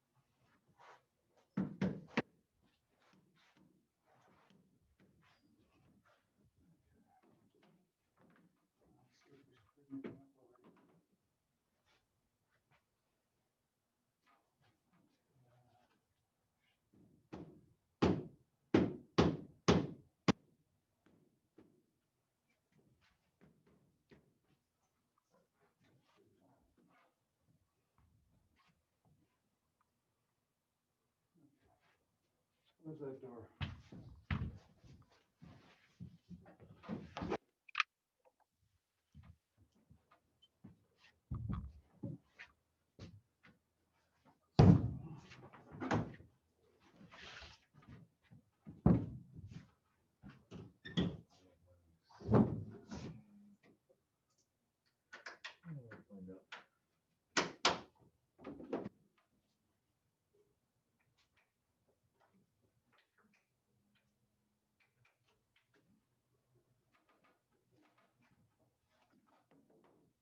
Hinge pin's a big nail, so you can drive it with a with a mallet.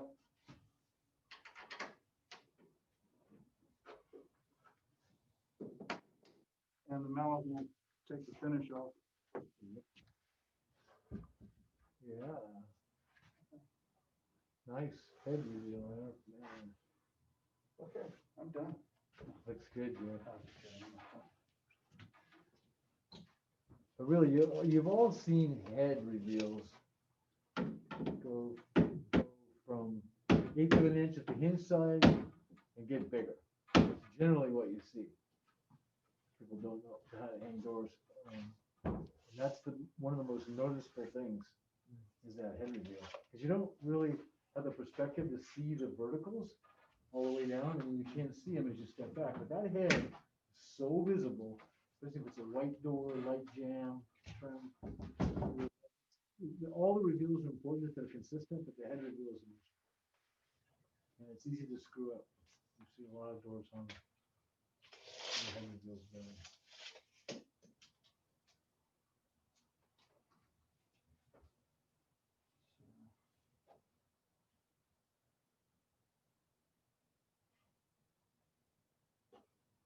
Marking where Just try to keep the nails away. nails away from where the latch is gonna go. And you're 36 off this floor?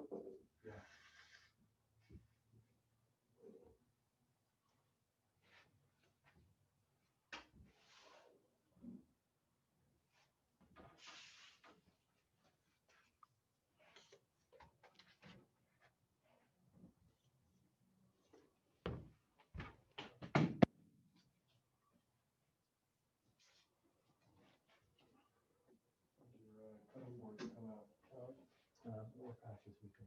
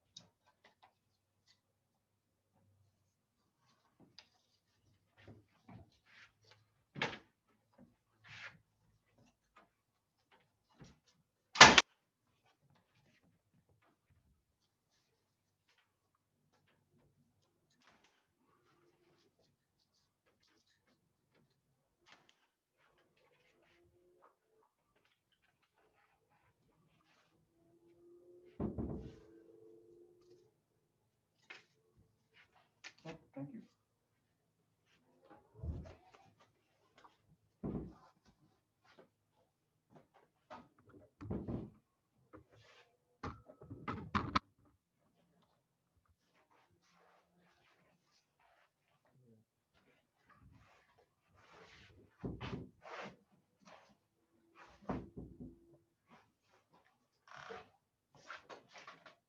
What's that called again? Door box.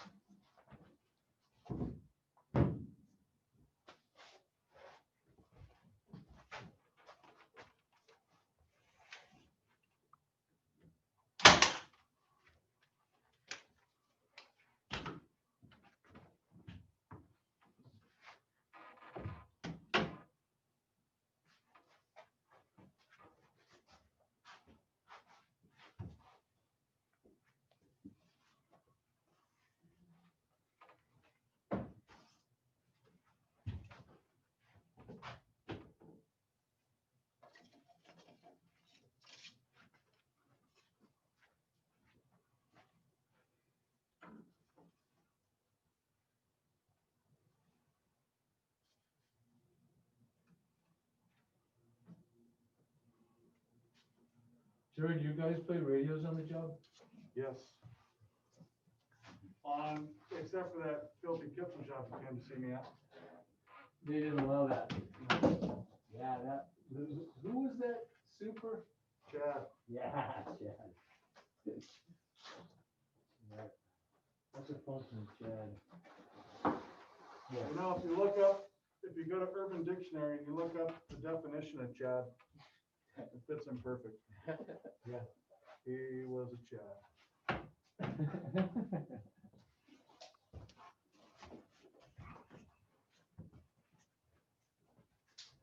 And still is. He was actually really nice to me, some function. No, Yeah, really. it's not Chad.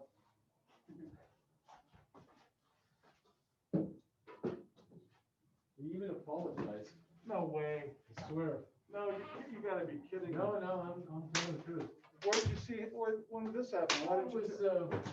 was it Contractors Association?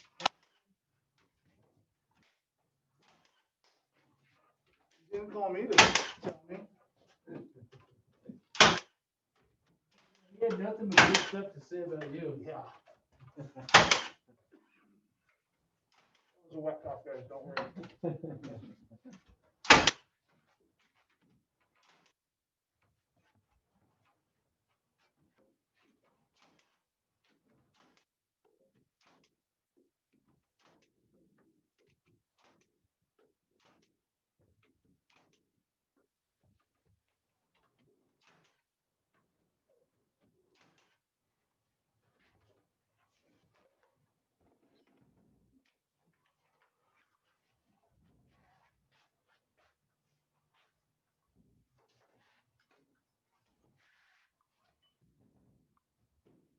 Even though it's nailed, you can still drive nails through. Or on the trim through the nails.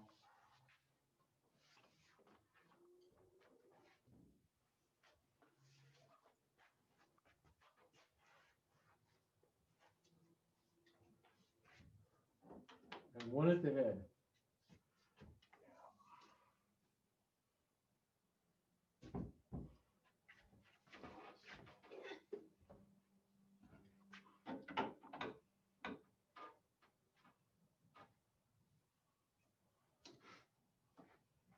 He wants to go up a little bit, so it's giving us a little bit of slop so it can drive up. And the big gun, bada bing.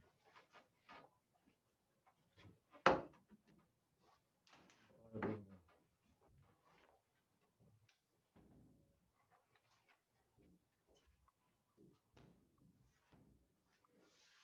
It's always got a bow to it. Basically it. On hanging the door. Pre-hang hang. All you gotta do is cut the shim. Got a battery? I do. And then, so that's the door swinging. Now Jerry, hopefully, will show us how to use a Tim Placo board for the latch and set the latch. In the meantime, as soon as he gives up that doorway, we're gonna take turns cutting shim. I'll cut it first.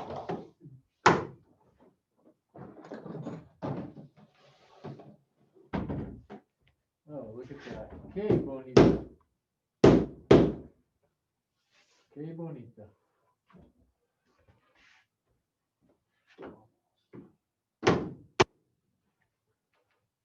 That's another reason for doing the nails. You can you staple it. Yeah, If yeah. you pop the head. Yeah.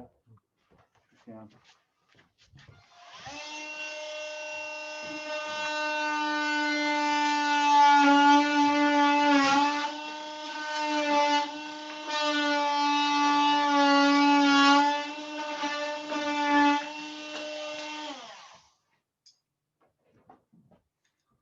Line them up. And then don't forget the inside too. We'll get the outside and we'll do the inside.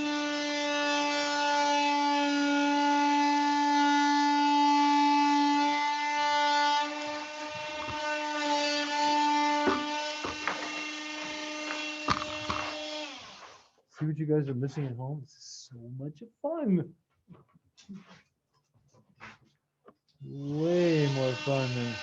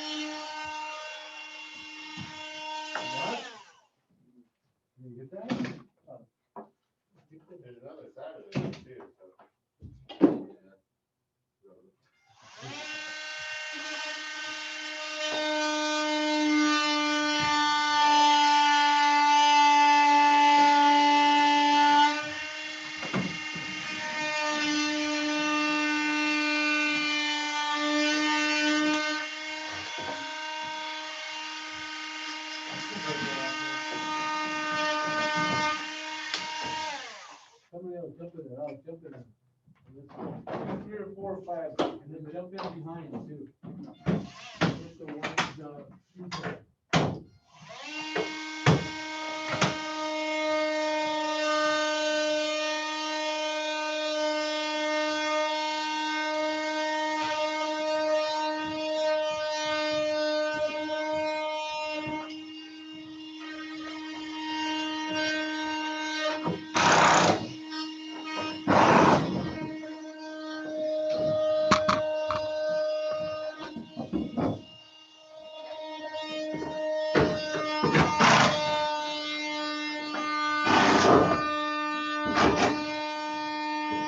So while we're cutting shims off and Jerry's resetting up here, we'll just to let you know what we're gonna do is I'll get us focused on Jerry's gonna mortise the door. He's gonna bore it for the latch. He's gonna mortise for the latch and strike. It's with a 10 block of jig. It's killer. It's gonna happen really fast.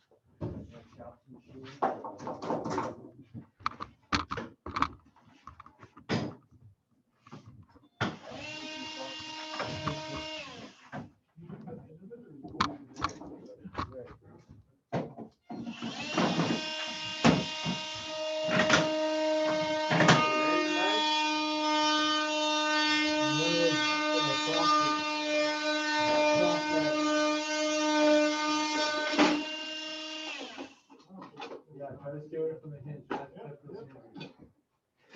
Get in there. You got it. Do this like you mean it.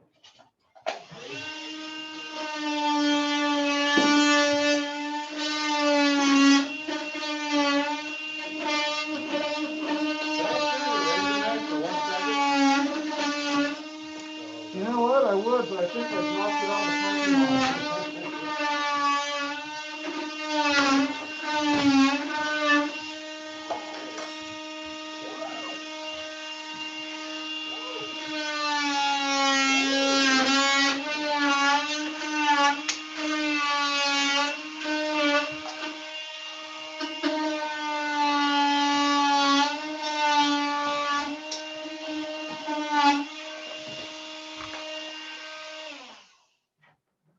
Come on, who hasn't done it?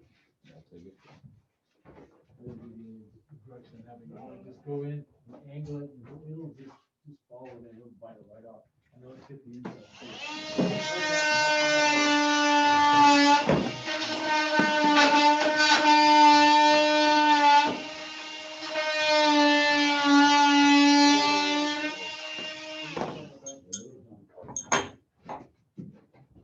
The shim up? Yeah, I got it.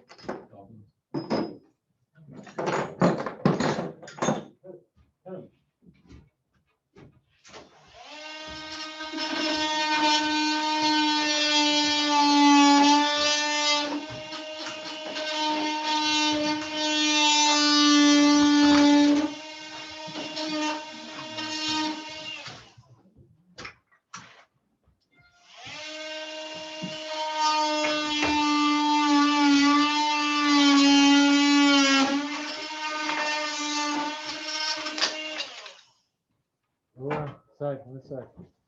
There you go. And then the inside. Yeah, good job. Isn't that a cool tool?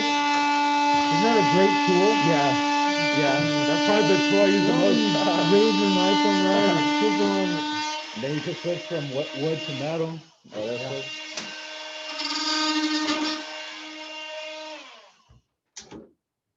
Yeah, get those babies on the Little ones, I couldn't get those there.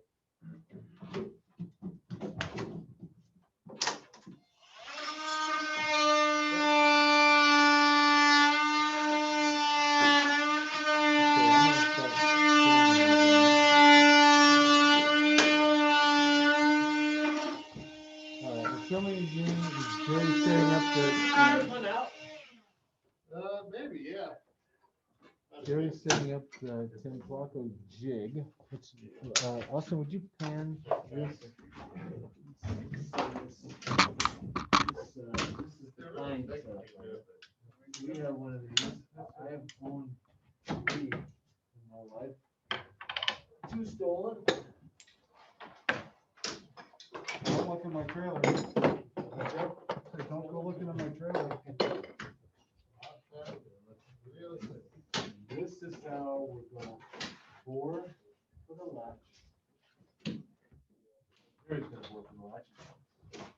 lay it out, and these jigs are gonna give us a 2 3/8 back set we need. We know we need a 2 3/8 back set because it's either that or 2 3/4 generally. It's the most common back set. You got one more up there, John. Yeah, one more? Yeah. Oh, there you go. Last one. Someone grab these? Yeah.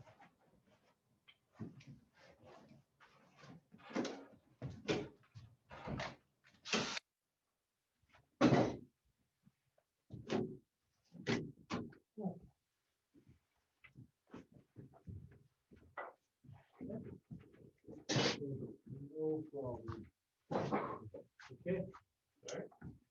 So we, Jerry, is, what do you mean we, Kemosabe? He's gonna, Typically, hardware set, the standard 36 inches.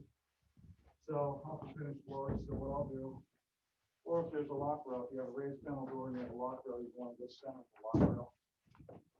So if I want to be at 36, my fixture is 3 inches, so I'm gonna add 1.5 inches, so I'm gonna 37.5.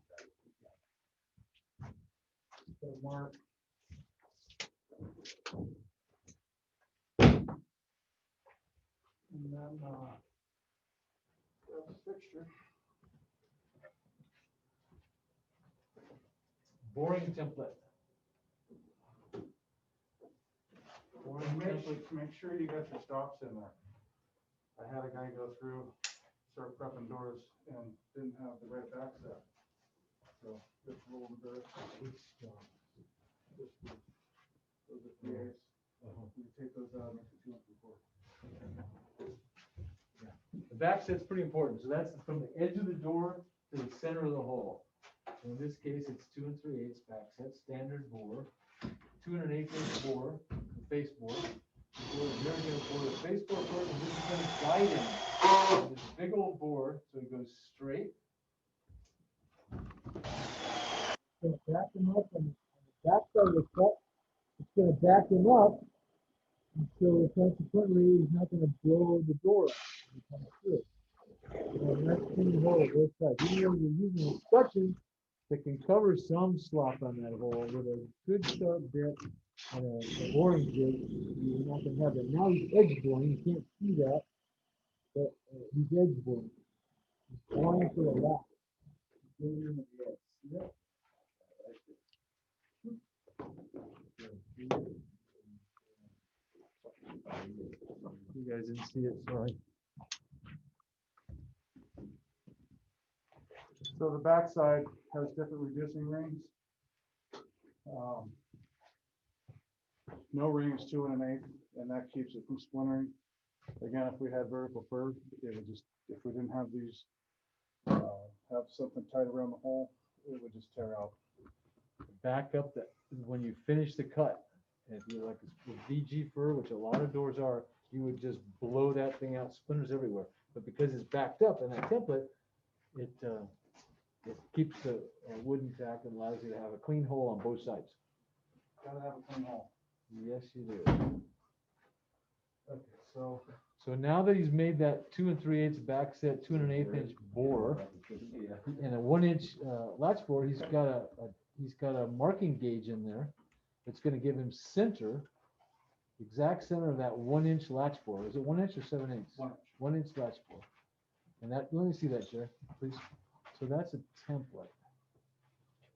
That's not a template. It's a marking gauge. It marks center of a 1 inch hole. And that's what he's going on. So he's putting a hole right now in center. Go here.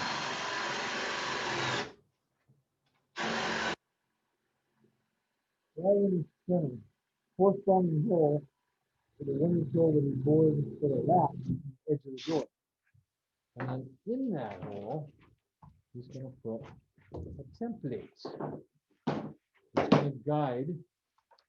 He's the route cutter. Yes, he's going to guide his router.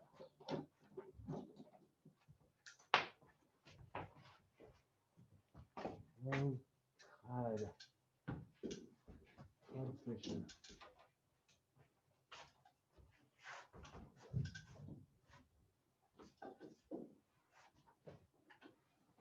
So these red plastic things are locators.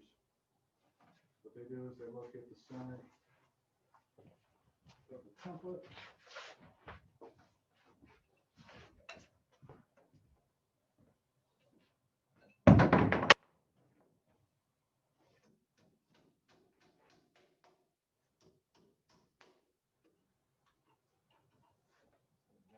Template goes based on that locator exclusion, the 1-inch latch bore hole that Jerry did, and he laid out by that template guide. Now he's gonna use another template for the strike with another locator.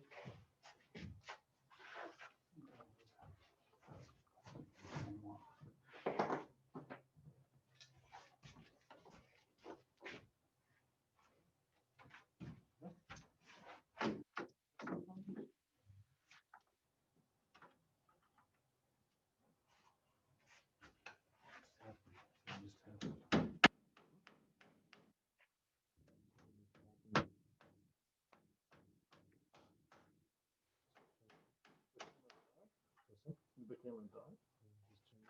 So something in progress. Weird. Try plugging it back in.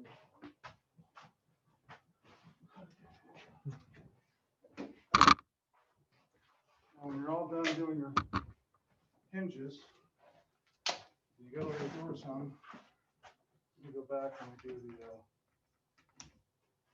prep for the hardware.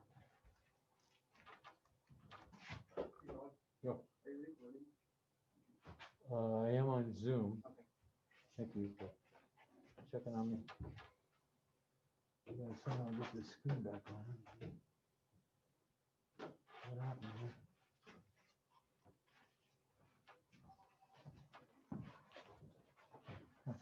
Okay. Get back on. So now again, I zeroed out the cutter to the edge of the door. I'm adjusting the depth rod for the depth of the latch.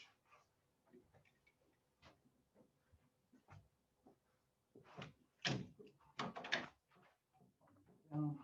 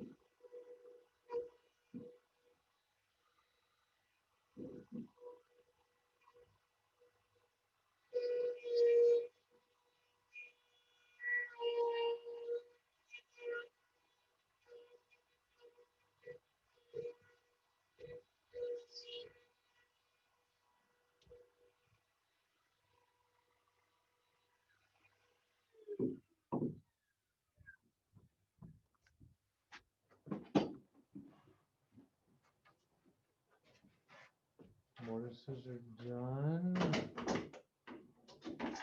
These are, I think these might be round too.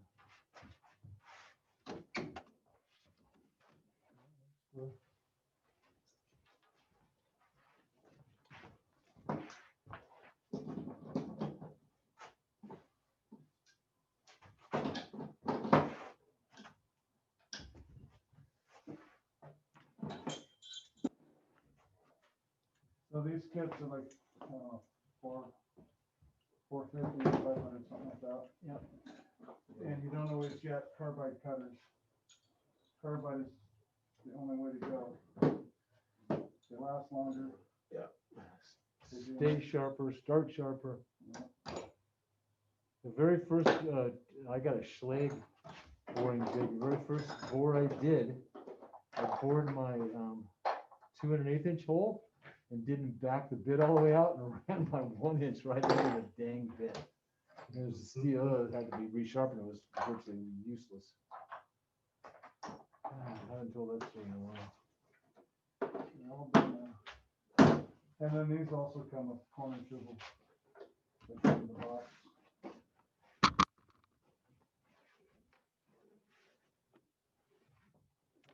So, And now we've got the correspondent, right? That's square, that's square. I think you're, I don't know what your lip is. I think it's under the case.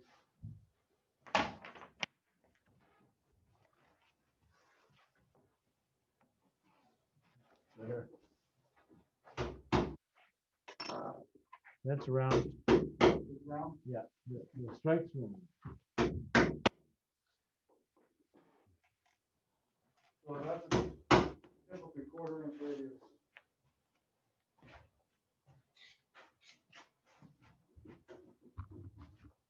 Yeah, feel free. Right. Oh, hang on. That's it.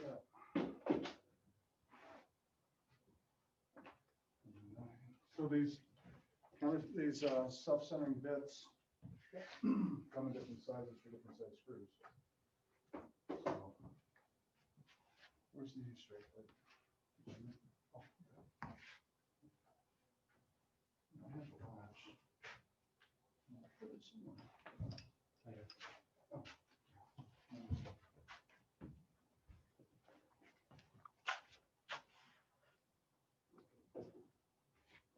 Yeah, there's like 3 brass on there.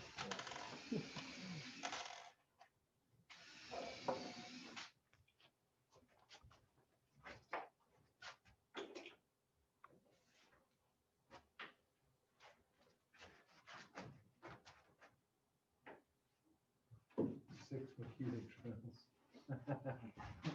Yeah, Why that's, change bits? Crazy changing minutes. Yeah, what are you thinking?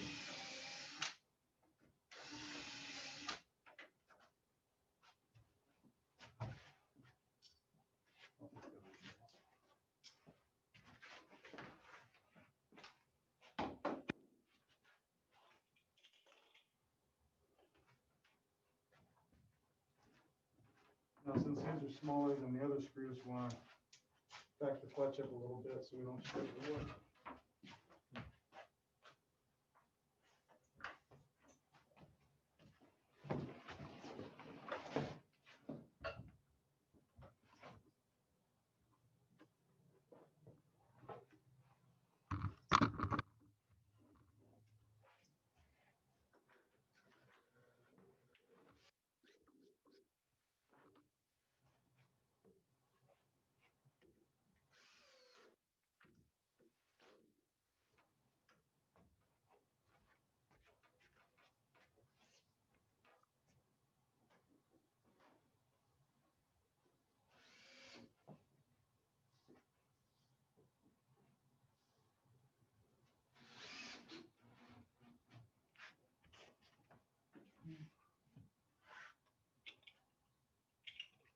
Oh my God, we're almost done. Mhm. We could take it apart and do it all over again. Or if we could, you guys start now, we'll pop this door out and we'll rehang that one. We can clean off the mortises. Wait, we can use a track saw. Cut off the mortises and we'll just hang it the other way. Yeah, I know.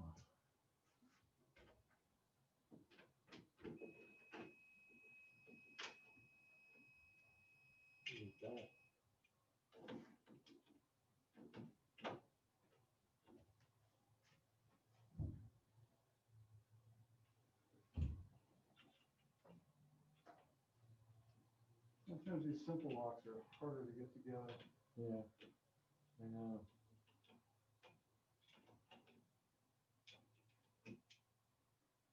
Simple and cheap. Well, I didn't say cheap, I wasn't gonna go there. I'm sure you guys are on budget.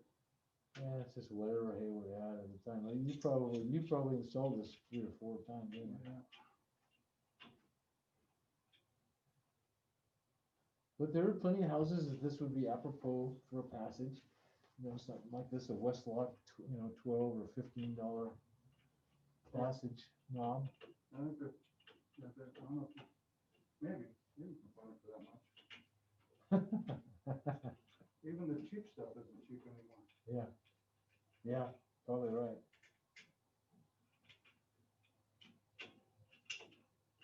Yeah, I used to have a 61 Volkswagen, and my gas was a buck and a quarter a gallon, and we thought that was outrageous.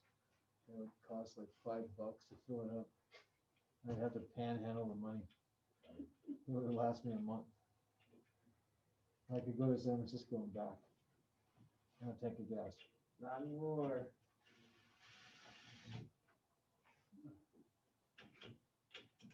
That it? There it is.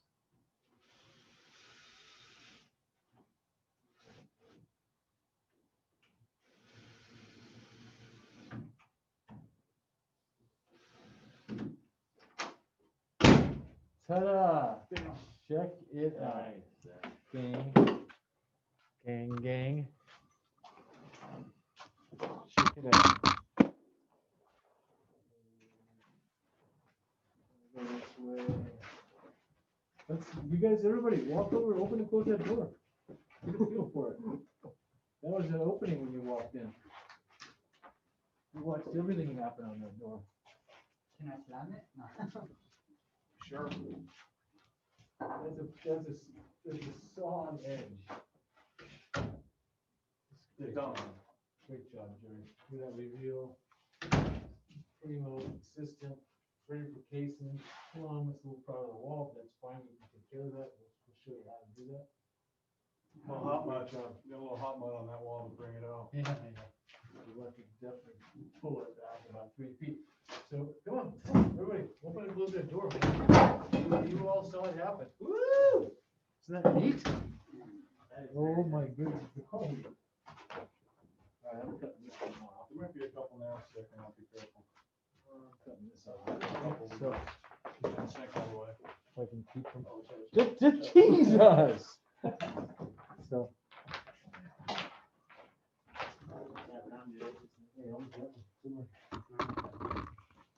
Okay. Things off.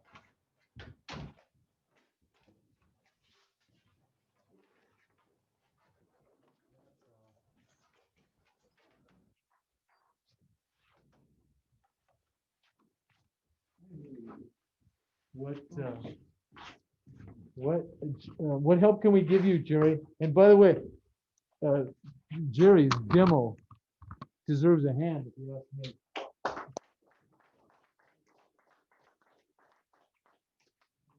So you got any words of wisdom, Jerry? Words of wisdom. Don't start the whiskey until after work. Yeah, well, yeah. If you're gonna get into this, you know, it's, you get a great gratification of finishing something every day. So you get frustrated every day. We had a door, heavy door that was problematic today. Roof opening. Whoever framed it too tight. We had to bring it in from the inside. It had tabs on the inside to attach to the framing. Full bound steel, 2 and a half inch tube steel frame. Wow. But then the door was in the opening with glass. It was 60 inches wide. And yeah, you can get frustrated. So, well, did you have to relieve the trimmers or what? No, we had to cut the header, and it was already waterproofed. Somebody come by after the fact and try to add to the concrete under the pan. So they And changed that the shrunk the size. opening. Yeah.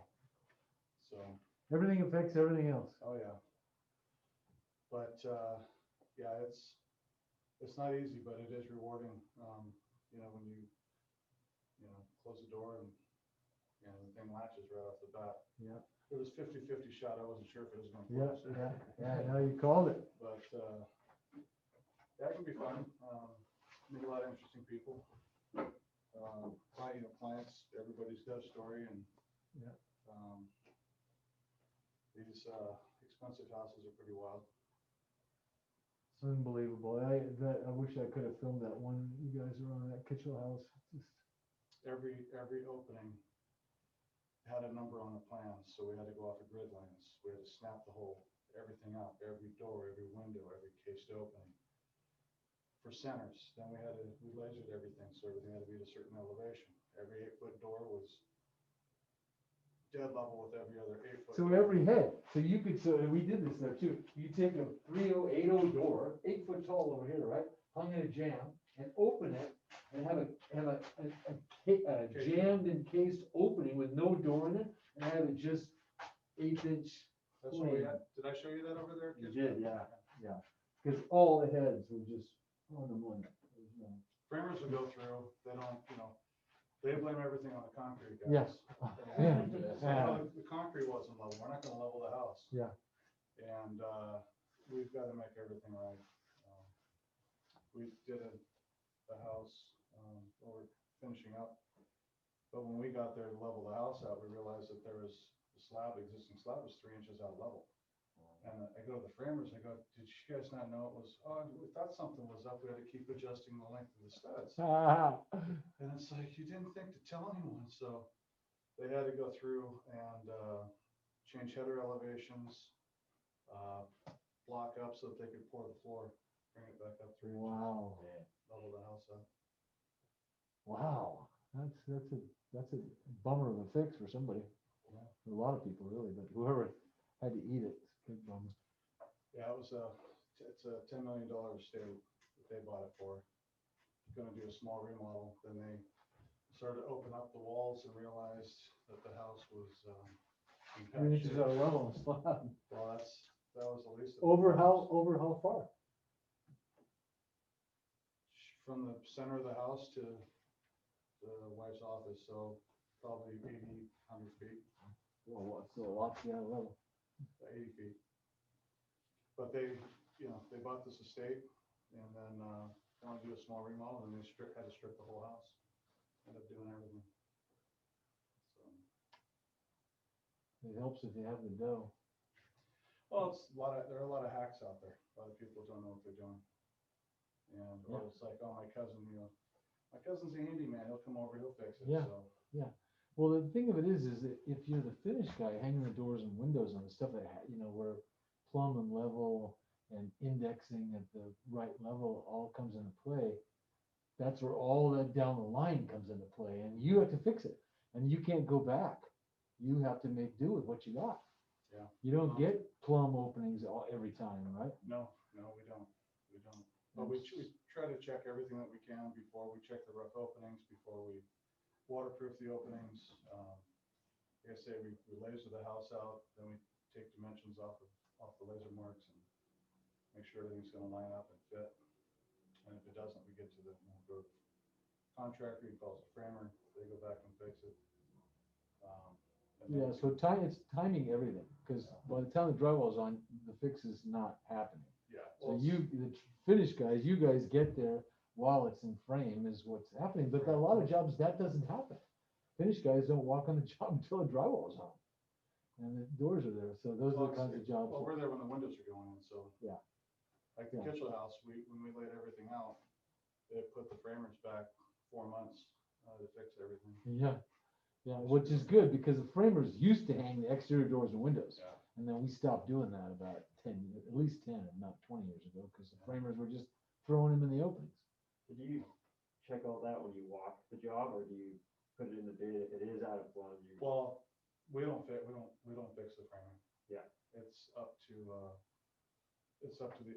contractor to make sure everything's right. So we come in, if it's not right, we start squealing and they get it fixed and then we go back. Gotcha. But even at, in Montecito, you'll find framers that are hacks. There are a lot of hacks out there. Yeah. Some people, the reason why they got rich is because they watched every penny. So a lot of the times they try to go with the lowest bid. Yeah, this isn't always the way to go. Right? Never the way to go. Money's a big driver for people. Big driver. Well, Jerry, you're the best, man. That's what I think. But It may not be much, but I'm all I think about. So, thank you again, man. It's just so great to have you here and to see the magic of how a door becomes something you can walk in and out of. Yeah, I wasn't sure if I was gonna handle the cameras. Thought I was gonna go Ricky Bobby and wasn't sure what to do with my Did cameras. good. I think your cameraman probably was a doofus, but we'll see how this comes out. I think Lay did a Better good get my job. good side, I swear to God, I'll come Yeah, back. and we got it. And Lay's been on you, man. Right now, we're live right now. Oh, great. Yeah, we're live with 1, 2, 3, 4, 5, 6 remote students have been watching the whole thing. Lay's been in charge of that. I don't know if this is gonna work out because I didn't have you mic for the first 20 minutes or half hour, so we'll see. But I could dub. Yeah, there you go. Sure. Wait, that doesn't sound like Jerry. Yeah, because I want to spend another 2 or 3 hours editing this thing for sure, and then another couple hours uploading it. No, I'm kidding, but we'll see how this comes out. It's HD. It films pretty good, but it's just thank you so much for coming and showing us your thing. And so you guys, let's help Jerry put his stuff away. But if you haven't seen his rig, you gotta see his rig. And I don't think, and while you guys are taking a look at Jerry's rig, I don't think I can get this out there.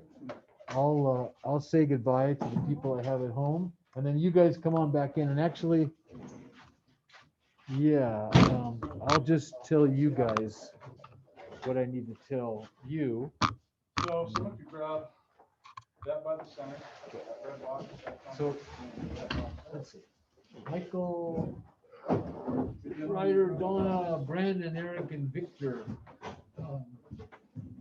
Hey, next week, don't come here and don't go on Zoom, okay? You know why, right? Everybody knows why?